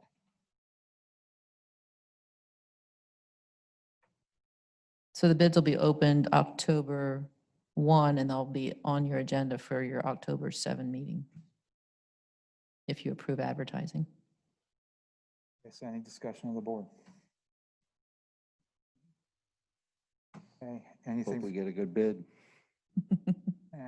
Like I said, the municipalities typically are seeing about a 40% increase. Yes. So and from past year bids after all the changes that have occurred. The cost of disposal has gone up greatly. Okay, anything from the audience? Anything on Zoom? Okay, seeing none. I'll entertain a motion, let me find here, motion to authorize staff to advertise the bid package for trash and recycling services as discussed. So moved. Okay, motion from Mr. LaFever, do I have a second? Second. Second from Mr. Bennett. Ms. Switzer, please poll the board. Mr. Weaver? Aye. Mr. Bennett? Aye. Mr. LaFever? Aye. Mr. Wigglesworth? Aye. Mr. Russell? Aye, the ayes have it, 5-0. Thank you.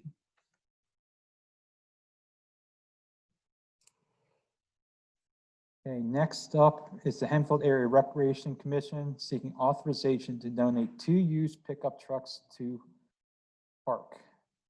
And Ms. Switzer, turn it over to you. And again, this was talked about in Finance and Admin. So the Hempfield Area Recreation Commission approached us and they were interested in utilizing our trucks, or not utilizing, purchasing one of our trucks that we're getting rid of.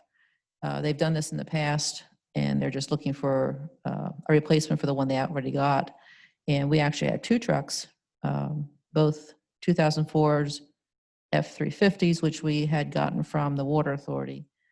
The value on those, you can see on the memo, is between $1,500 and $3,000 each, depending upon their equipment.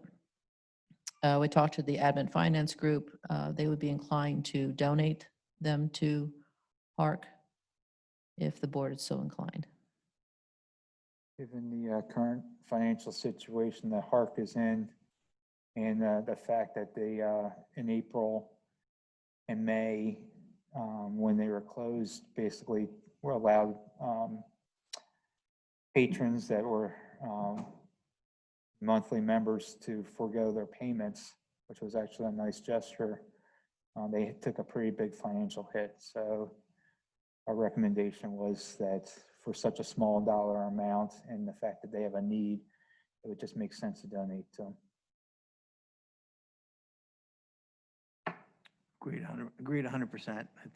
They're a valuable asset for our community, and it'll be a nice little help for them. So any discussion of the board? Nope. Anything from the audience? Mr. Root? Instead of selling these at your auction, you're going to give them away. Is that correct? That's correct. Did you consider selling them? Yes. Did you already decide to give them away? That's the decision before the board tonight. That's what this is. Right, basically, this is a decision whether we're going to donate them or sell them. Our recommendation is to donate them to the rec center. You already had the auction. Not for these 2, no. So you can take these things to auction any time. Not only at certain times of the year. You can Correct. do this. Yes. I mean, if the board tonight were to vote this Yeah. recommendation down, then the next step that Ms. Schweitzer would do would be coming back at another meeting requesting authorization to auction them. Or put a value on them and ask if Park would be interested. There's an article in the current PSATs that because of the expected value of these, we either have to give them away or bid their selling, which is a lot of aggravation. And then if we don't get bids, it's even more complicated. So that's in the recent PSATs. Okay, is there anybody on Zoom that has comments? There is no Zoom comment. What's that, Ms.? No Zoom comments. Okay, thank you. Okay, so the motion is to authorize the donation of the 2 2004 F-350 vehicles to the Hempfield Area Recreation Commission. So moved. Okay, so motion from Mr. LaFever. Do I have a second? Second. Second from Mr. Weaver. Ms. Schweitzer, please poll the board. Mr. Weaver? Aye. Mr. Bennett? Aye. Mr. LaFever? Aye. Mr. Wigglesworth? Aye. Mr. Russell? Aye, the ayes have it, 5-0. Okay, next up, another favorite topic as we deal with Zoom. Video and audio upgrades for the meeting room, quote, and a wireless quote, and authorization to sign the quote. Ms. Schweitzer. So I'm going to start this, but I'm going to punt to John. The board asked us a while back to keep abreast of what's happening with the meeting room, how we reach out to the public, and then COVID hit and we had no choice. So as you can see, our video camera is hanging from the camera on the side of the room. What this proposal does is provide us with 2 TVs on either side. It provides us with 2 cameras and 2 cameras that can switch back and forth. And that's as much as I know. There'll be other things, include the 2 wireless mics as well. There is a separate bid for those as well. Yes, you need to talk into that. Speak of wireless mics. mics. We had a couple issues that popped up during the planning commission meeting. With 10 members, we had to put some at the tables over here due to social distancing. It was a little difficult having the mics, passing them around. So 2 additional mics with wireless mic stands would be added. As far as the equipment,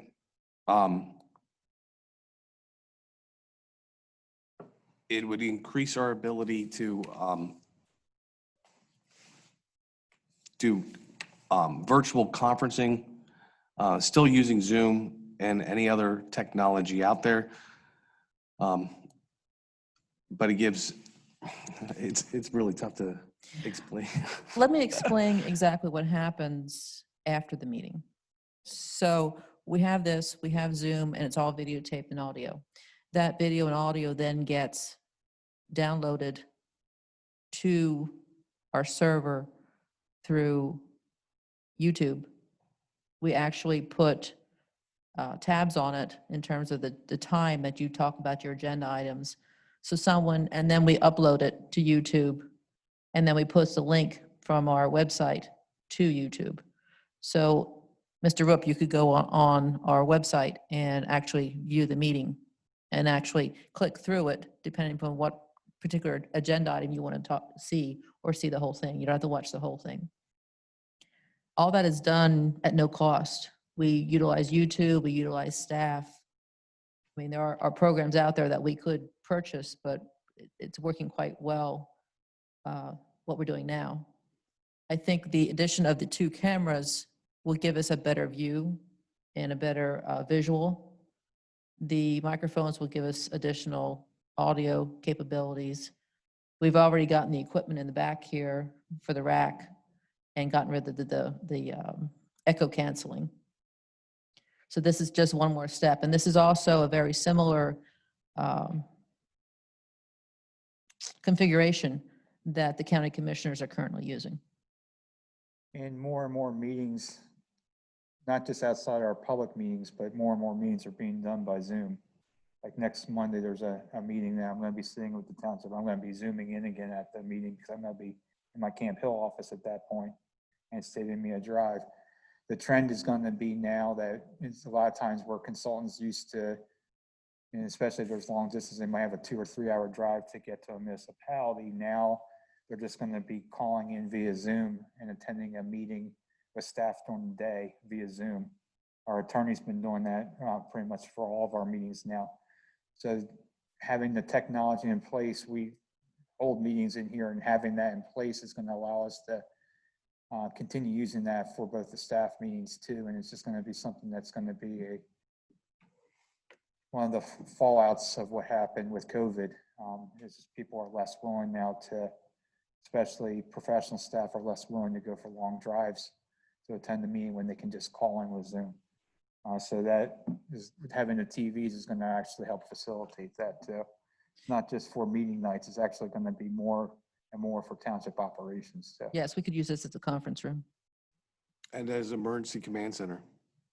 It does have the emergency part to it too, which we don't have the Currently proper Zoom for the EOC. Our YouTube videos average about 25, maybe 30 views. The one on the 15th, which is when we adopted the wireless, that has had 147 views as of last count. And that Zoom program had 75 people in attendance. This one tonight, I think we're up to 15, but this is very low. So we are getting more people the ability to be interested, and some not having to leave their houses. Now for the CARES Act, this is also CARES Act funding eligible too. It is, yes, but then so is police costs, so.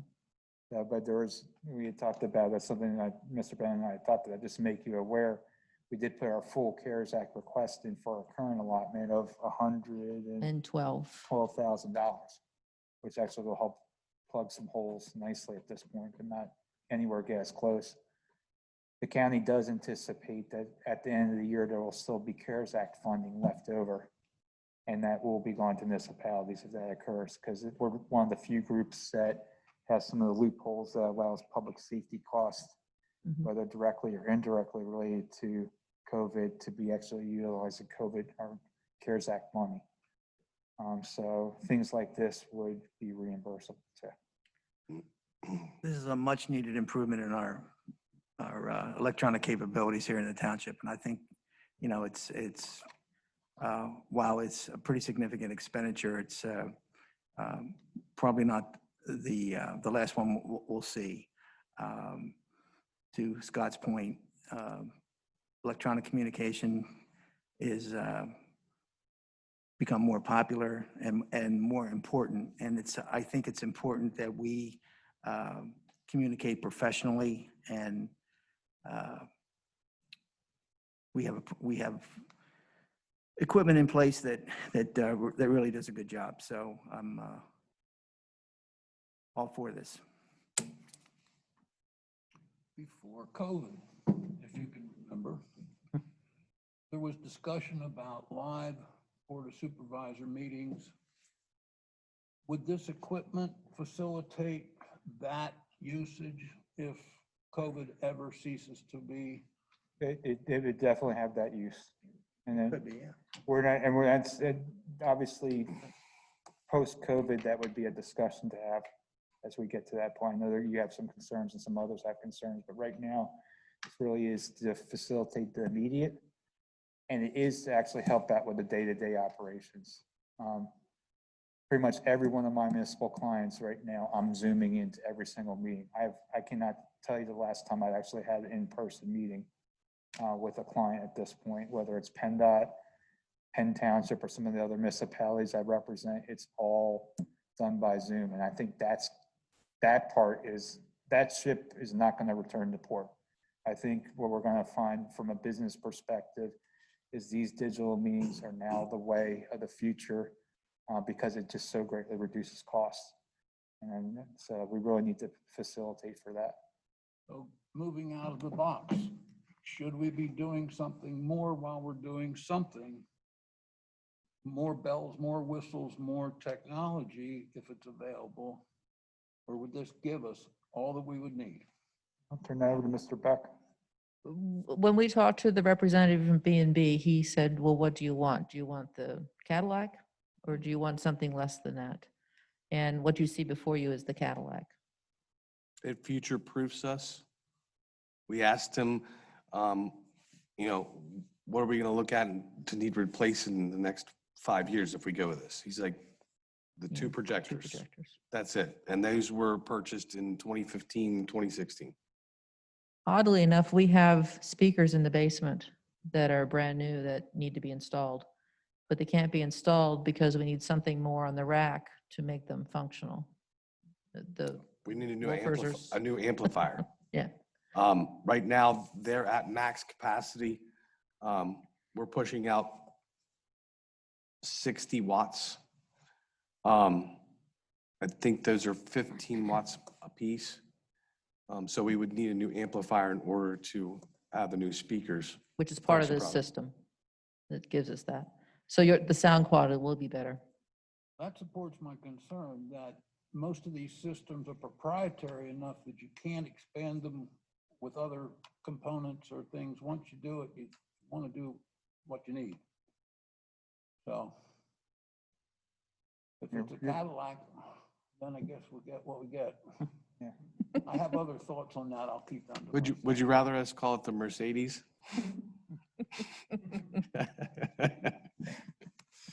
To address Ed, I think this is an appropriate level of improvement, and it's might be considered a Cadillac. I don't know that we'll never see another need beyond this, but I think for now it'll give us what we need and really improve the situation. And unfortunately, we got at least a couple more months where we're going to be keeping doing this hybrid thing. It's looking like for the time being. So, but like I said, the trend is going to be more and more meetings are going to be people zooming in, even having consultants now tonight. I mean, most of our consultants were on Zoom versus them coming to a nightly meeting. And I know the applicants and others appreciate not having to pay their engineers and attorneys travel time, when all they gotta do is pay the time for them to log on and log off. So there's a lot of things to consider and discuss as this goes. That's definitely reason why now Zoom is one of the largest owned publicly traded stocks now in the United States, having just surpassed GE and a couple others. So there's definitely a shift in demographics at this point. Is there any more discussion of the board? I just wanted to add my 2 cents. I mean, I know what we have is makeshift, but it is functional. It may not be top of the line professional, but the amount on this estimate is a pretty big chunk of money,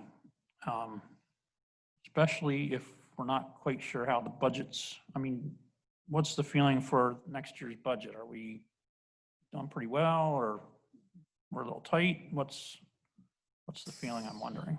So we got some word back from Chris Johnson at the Tax Bureau. He had estimated about $500,000 is what we were going to be short, and that was a couple months ago. He's revised that now to be about half of that. So we're about 250,000 short is what he's estimating. We still have to get some monthly payments in. So what we're looking at is $250,000. We have $112,000 in care money coming in. We have some building permits that have performed well for us, that line item. There's some other things that Joe is working on in terms of the budget. He doesn't see it as a problem, but we won't know that until a few more weeks, months. I'm kind of thinking I would prefer to see us, maybe upgrade what we have, but not go to the Cadillac version. Bad choice of words, sorry. I think there was I don't know if it's in the quote, there was like a 750 and there was a 17,500, but don't quote me on those. In terms of levels of need, I wouldn't recommend the 7,500. That's just throwing your money away. The 17,500. I'm not sure what. There's a few perks. When we get down to the 17,000, technically, yes. Joe from B&B said it would meet the basic needs. But we would be looking at needing upgrades or to replace equipment a lot sooner than with the higher end version. All right. I'm not saying I'm completely against it. I just think it's a lot of money. Yeah, and unfortunately, we're in a time that these types of things are valued highly. So a year ago, you probably wouldn't have seen quite that high, but market driven. And trust me, Andy, I do share your concerns about watching the dollar. I do think one area where I will kind of err a little bit is on the communication side, though. Yeah. Because I do know a couple of our original Zoom meetings, even tonight, it's a struggle for the people that are right now on here listening. That's why Mr. Ruff come up here and he has put his mouth on the microphone. We really do need to kind of just upgrade our facilities to kind of match the technology that's out there. And this stuff is not going to go away. This is just a trend that's here to stay at this point.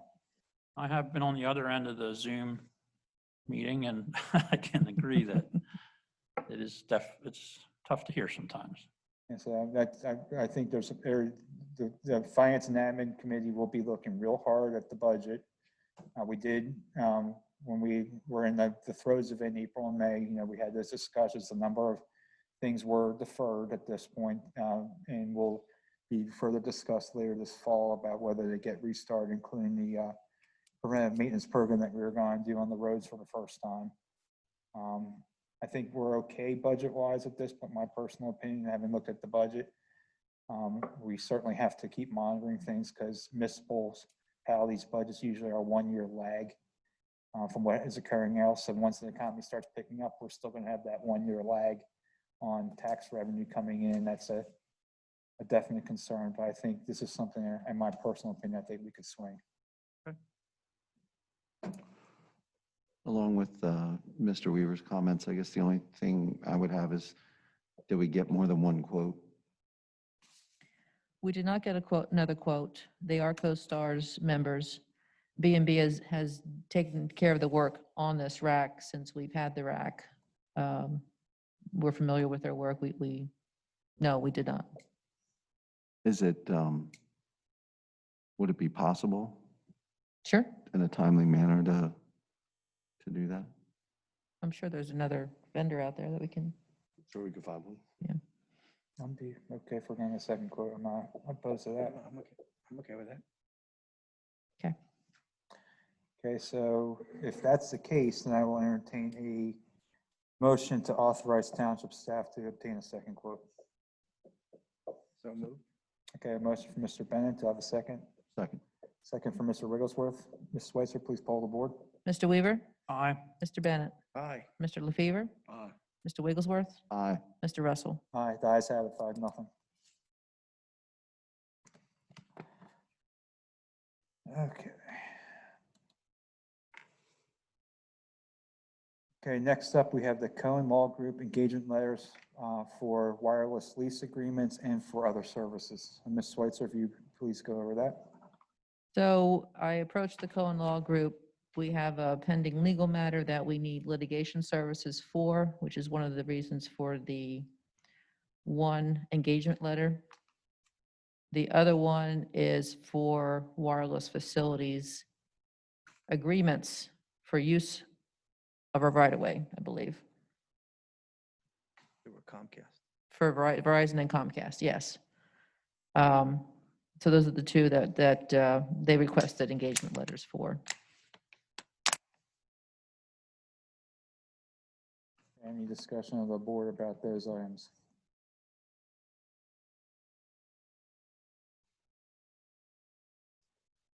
Have them in the budget either. Yeah, We did not. we did not anticipate a lot of those issues, so no, we did not. Okay, anything from the audience? Anything on Zoom? Okay, seeing none, we'll entertain a motion to authorize staff to sign the wireless lease agreement negotiation and litigation services engagement letters as presented by the Cohen Law Group. So moved. Motion from Mr. Wigglesworth. Do I have a second? Second. Second from Mr. LaFever. Ms. Switzer, please poll the board. Mr. Weaver, Aye. Mr. Bennett, Aye. Mr. LaFever, Aye. Mr. Wigglesworth, Aye. Mr. Russell. Aye, the ayes have it, 5-0. Thank you. Okay, next up is, I won't say the acronyms, it's the Lancaster Intermunicipal Committee, Invitation to Rejoin the Organization. Ms. Switzer. So I've attended 2 meetings of the LIMC in recent months. The first one I was quite impressed by. They were talking about the DTF at the time, sorry, the DTF. Drug Task Force. Thank you, Drug Task Force from the county. And it was well attended. It had, I think Mr. DiAgostino, before he was the commissioner, he was there. And what they do at the end of the meeting is it's 9 municipalities, so they go around the table and explain what's going on in their neighborhoods, which is very valuable. I attended the next meeting a few weeks ago at West Hempfield. Same situation, 9 municipalities, a lot of information. Actually, Commissioner DiAgostino was on the Zoom function and he provided us with an update. And there was good discussion at the end of the meeting in terms of projects that are going on in the area. They have formed a committee and they've reached out to East Hempfield, Manheim Township, and I believe they're planning on East Petersburg Borough and the city to see if there's any interest in rejoining LIMC. We had gotten away from LIMC and formed our own COG, which is Manheim Township ourselves.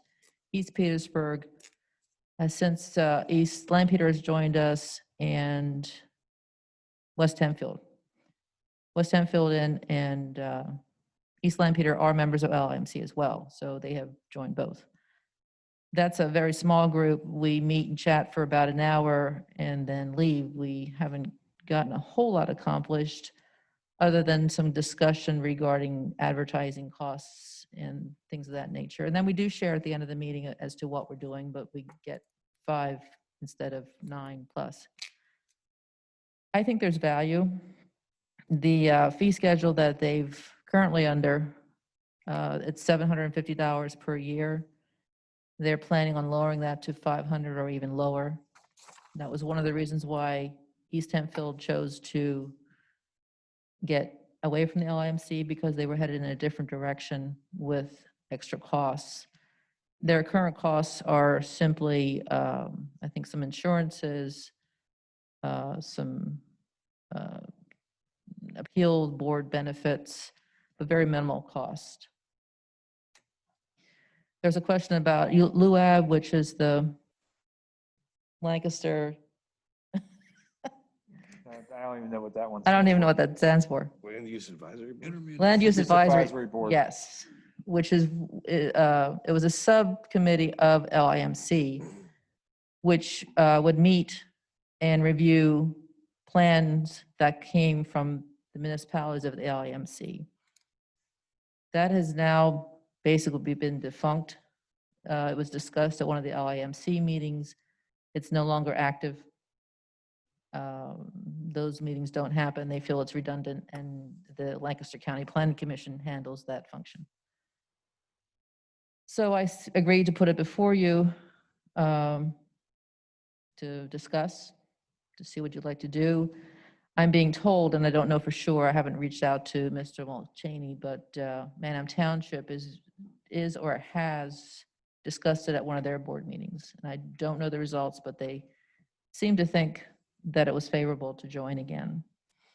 But I'm sure it's going to be a discussion of our COG when we meet next. I can speak to this a little bit in that Mr. Bingham and I were involved in the embryonic stage of LIMC. And the problem was East Hempfield Township's dues were $14,700 odd to my memory. And it seemed the only thing LIMC was able to do was talk about Halloween night.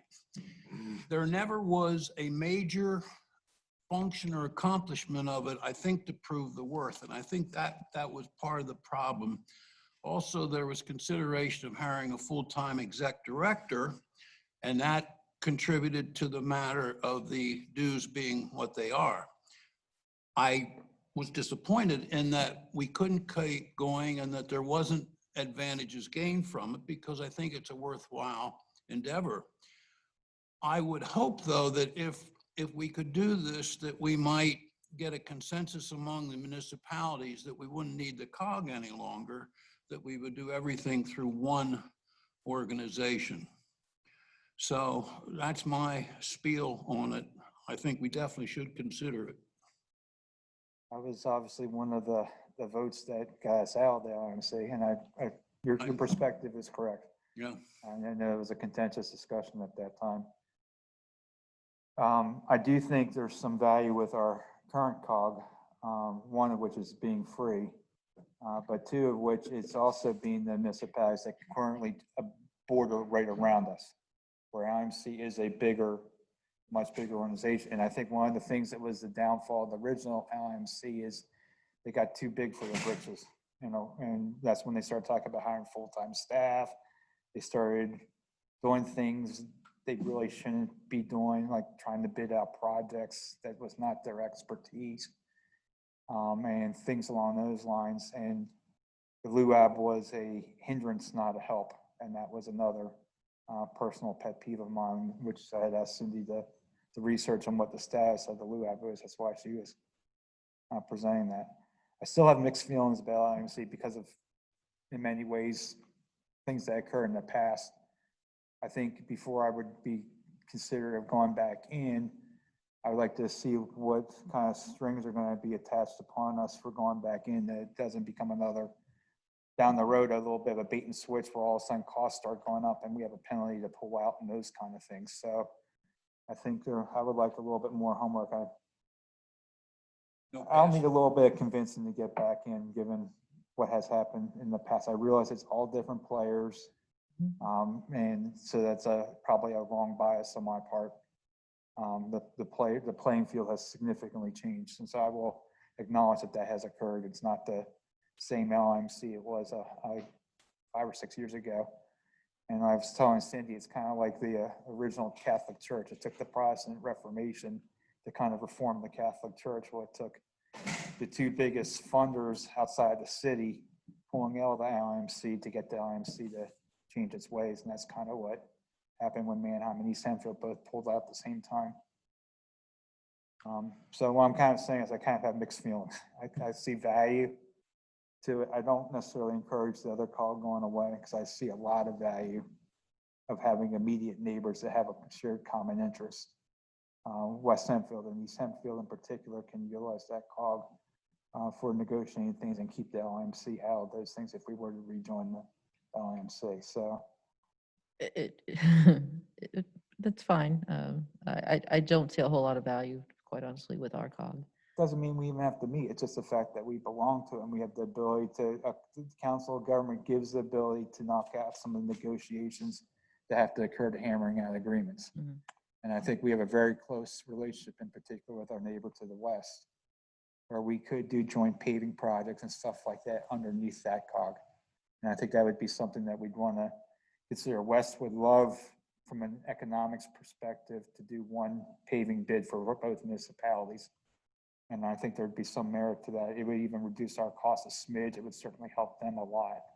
So just from a good neighbor perspective, that would be something, one of the things we should be considering. They have made those requests to us. They're requesting the whole cog to do that, but it could be something where it's just our two townships just paving bids out together. When did the LIMC start? Well, they were How at least long were we 13 in? years plus. It was long. Yeah, how long was that, Mr. Criminal? You're here. 2010. Yeah, if you want to. Hey, I'm sorry, you kind of have to for Zoom perspective. Whoa. I would say it probably started around 2003 and 2004, because it was in formation before I got here in 2006. Okay. Okay. So, and then the major plan that it proposed, probably about 2007. All signed on to. And it might even be a little bit earlier than 2003, but it's not that old. It was not that old. 1995 when it became a council of governments. Okay. And we got out 2 years ago.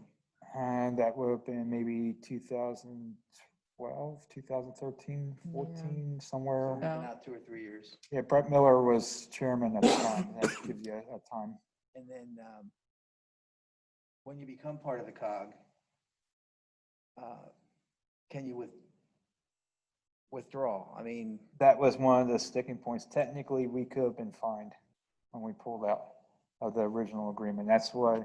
And that was because of the link with the comprehensive plan. The comprehensive plan was done as an LIMC group. And part of that was if you leave, then you have no comprehensive plan. And there was, I think, a $5,000 penalty, which we never paid. But that was the tie, that the comprehensive plan created that function. Which going back in, there would not be that. It just simply adopting an ordinance or resolution possibly to join. Is that growing together that you're talking about? Yes. Okay, that's what I thought. That was actually the driver for us adopting our comp plan. So could they extend a formal invitation, or have they? Well, I asked him for a formal, they don't have a letterhead. It would just be an email. And I said, well, I can convey the information. But I'm sure that they wouldn't mind you attending a future meeting to see how they all discuss and function. Okay. I just was going to add, I worked for the county whichever year it started, I was there, and I really only heard the good side of it. So I was kind of surprised when the township and some of the others did drop out. It sounds like there was valid reasons, but basically I have a pretty beneficial opinion of it, I would say, just from my experience. I mean, if the costs are limited. I'm not opposed to it, I wouldn't be opposed to it. but I guess the cog and it seems like everything's working for us now. And I keep hearing that there's benefits and good things.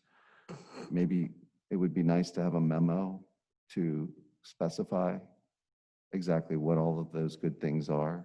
From LIMC? Yes. I guess for me, from my perspective, I feel like we've done well. And my issue is I'd like to see what kind of agreement we're executing, because that, again, the parties are no longer present at the LIMC, but fees were being held over top of our heads and not really given a say in the creases. And basically, when everybody has an equal vote, but you're one of the biggest funders, it's kind of like the US and the UN. Everybody else is dictating to the largest funder the terms, and that was what was occurring. So I would really like to see what we're entering into from an agreement perspective, because it always starts small, but then somebody gets a grand idea. And it's a really grand idea when you're a small municipality and you have to pay 5%, and the large municipality next door has to pay 20. So that was the selling point for our new form COG, that it was a fee-free COG with no strings attached, with X or enter. So for me, the devil's in the details as to what this current agreement is. assuming that It's they- just a flat fee for everybody, same fee. But there's some binding, I'd like to see the agreement to enter into and all those things too about what we're committing to. And I guess from my perspective, again, I'd just like to know specifically what are the benefits or what are the specific reasons why we should join. And again, I'm not saying there aren't, I'm just not aware of them.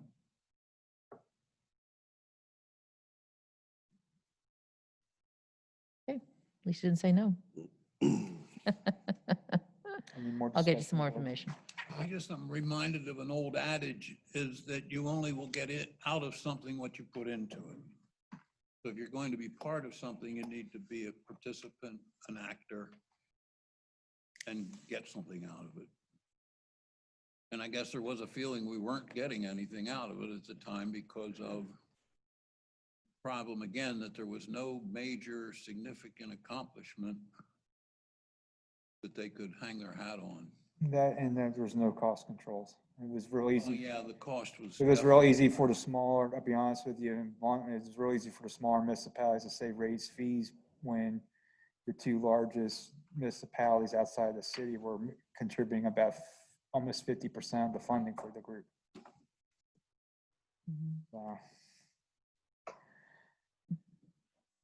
Okay, so anything from the audience at this point? I think we kind of killed that one.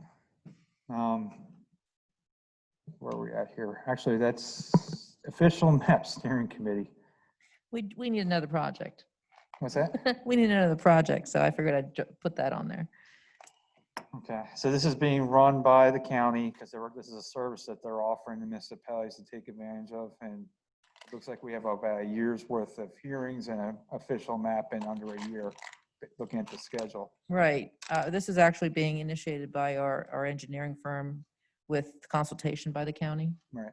Yes.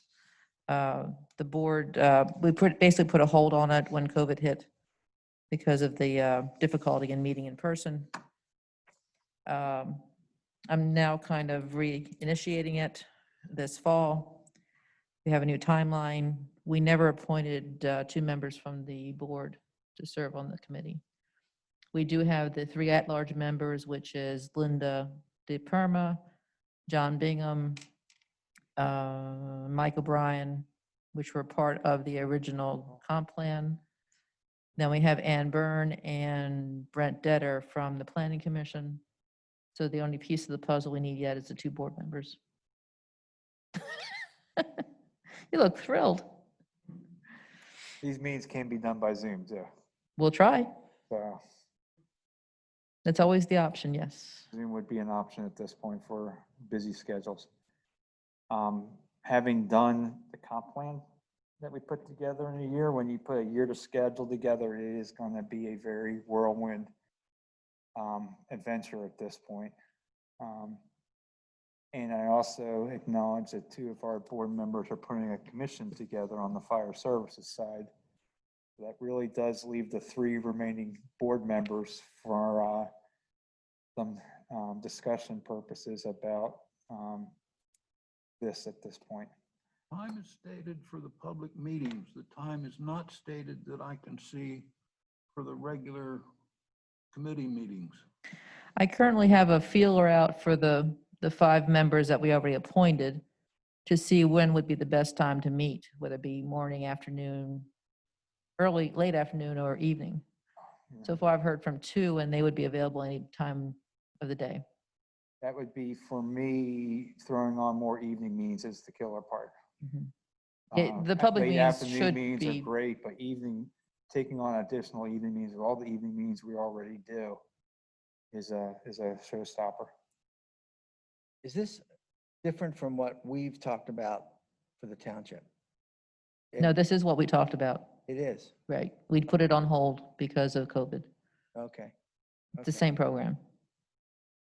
And DMA has already done a lot of the background work and the mapping, and they just shelved it for a couple months. It's not as extensive as a comp plan. It's the next, it was one of the things that was recommended in our comp plan that we need to do. And it is a good planning tool, especially with the transportation issues. I don't want to keep saying that, but with all the transportation issues, this is one of the tools that's used for transportation projects. I'll do it if you. And, Yes. and I probably will be given that's a transportation focus, would be the But it second does person, go as into long as we're all. not doing all evening meetings. I understand the public meetings, Mhm. the 2 public meetings will have to be in the evening, but the workshop meetings, it'd be real nice if we could schedule something that we can take a break at work and go hop on Zoom and attend the meeting for an hour and then hop back off of Zoom and get back to work. Believe me, I don't need another evening meeting either. So that would be great, yes. Because the evening meetings were the killers for the comp plan update too. And then that started having some attendance issues with members, especially busy developers. So we're gonna need an action item for this at this point. I think you should make a motion to appoint, yes. Is everybody okay with myself and Mr. Bennett? Unless Mr. LaFever and Mr. Wigglesworth, or if you guys want to take on a whole other commission at this point? Every day's a holiday. And Mr. Weaver, if you want to hop in and take transportation No, issues, I'll defer to you no, at this no. point. I'm good. Okay. Okay, so with that, it's going to be a motion to appoint Mr. Russell and Mr. Bennett to serve on the official map steering committee as discussed tonight. I'll entertain that motion. So moved. Okay, motion for Mr. Wigglesworth. Is there a second? Second. Second for Mr. Weaver. Ms. Schweitzer, please poll the board. Mr. Weaver, Aye. Mr. Bennett, Aye. Mr. LaFever, All right. Mr. Wigglesworth, Aye. Mr. Russell. Aye, the ayes have it. Thank you, Mr. Bennett. May not be thanking us later. Okay, so next up, looking on here, we are actually on to old business, and I see no old business items. Is there any on the board, old business items that are not on the agenda? Okay, seeing none, new business. Is there any new business items? There's nothing on the agenda right now. Okay, seeing none, and we have manager's report and board group report outs. Mrs. Schweitzer. So you have my manager's report summary. I did want to point out a few things. Item number 5, Farmingdale Road, long-term project. That is now moved to a spring 2021 project. The state road closure, just to remind you that state road will be closed effective September 14th. B.R. Kreider anticipates that's going to last until at least, or no later than Christmas. They're hoping for sooner. Budget 2021 materials have been distributed to staff. And we talked about the shortfall, which is now about 250,000. The CARES Act is about 112,000. In terms of your conversation tonight, I did want to let you know that I did ask staff to reduce their budgets by 2% and show me how they're going to reduce their budgets by 2% and 4%. just in case we're going to have to struggle and to see what that looks like. So we are very mindful of the budget going into 2021. The wireless facilities, if you're not aware, the PA Supreme Court has ruled in favor of the infrastructure providers, and they are now considered public utilities, which affects how and when they can go into the right-of-ways. It pretty much opens the door for anything they want to do. Orangetown Railroad Crossing, something that we've been looking for. We found out that they will be doing that in November of this year. They're also doing quite a few other crossings on the north side of 283. But that Orangetown crossing was getting really, really bad. We got a lot of complaints, so that's going to be corrected in November. Also let you know that we had an executive session on 8/19 from 9:38 to 10:14 regarding litigation. And we also had an executive session tonight from 6:30 to 7, also regarding litigation. Open to any questions.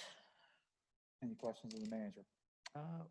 Question on the, you referenced the sheets, plan submissions for the Penn State Brookside project. Yes, Where are we on that? Have they submitted preliminary plans yet? John? They're in the final plan phase, Mr. Bennett. The Final- preliminary plan has already been approved for the entire site to include the east and west side. This would be technically what we consider phase 2. Okay. When will the land use process begin? After the final plan approval, I guess, right? No, we're currently in staff and engineering review. A DMA, we got it at the end of July, so DMA has not had a chance to get their first review out the end of July, beginning of August. So they're working on their first review and getting that back to RIT2. Okay. In my mind, I have a few questions that maybe I'll stop in your office and we can talk about, okay? And then on the single warehouse in the enterprise zone off Yellow Goose, we're looking where the plan was for 3 buildings, there's now just 2? Just one. Just one now. The same amount of building area, it's just going to be in one building instead of 3.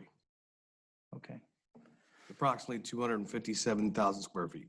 okay. Again, I'll probably have some questions on that too. Thank you. I did want to add one more thing. The Nolt Road cluster development, the plans have been filed for that. They're under staff review.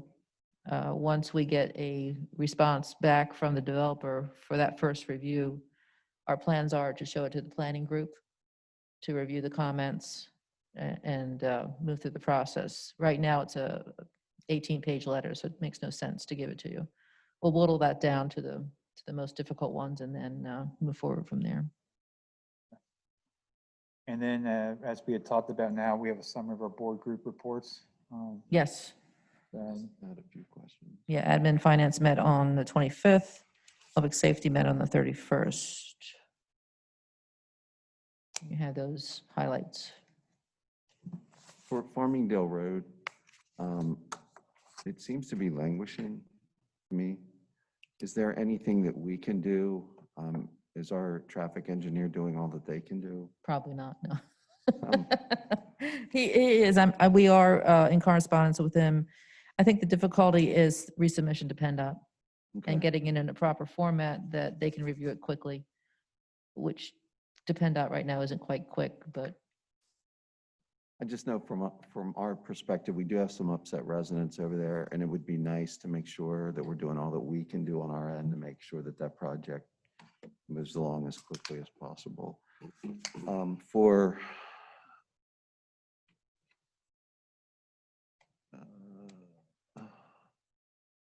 one more item here.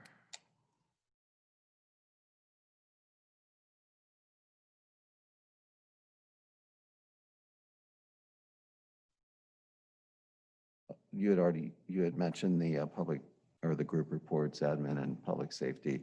I would just, I guess I want to make sure that we relay to the admin and finance. when public safety met, the chief is working through a proposal for body cameras. And we do believe that that's a priority. He is expecting there to be some type of grant, possibly this month, that comes out. But regardless, we believe that should be a priority for the budget over the 34th officer or anything else in those regards. You looking at it sooner rather than later for the budget season? Is it something as a fall purchase versus a? I think he was waiting to see what the grant was going to be.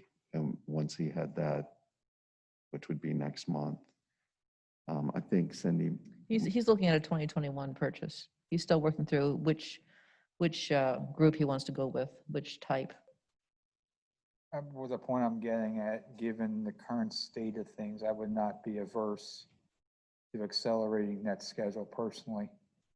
The chief is on the call. I think he just got unmuted. He might have a comment. Which would probably surprise chief, because I'm usually the one trying to put brakes on spending money, but I would be actually personally in favor of if we have a need right now, given the current environment where our officers wearing cameras, I'd be okay with that.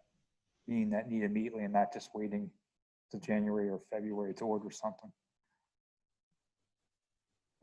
Can I ask? You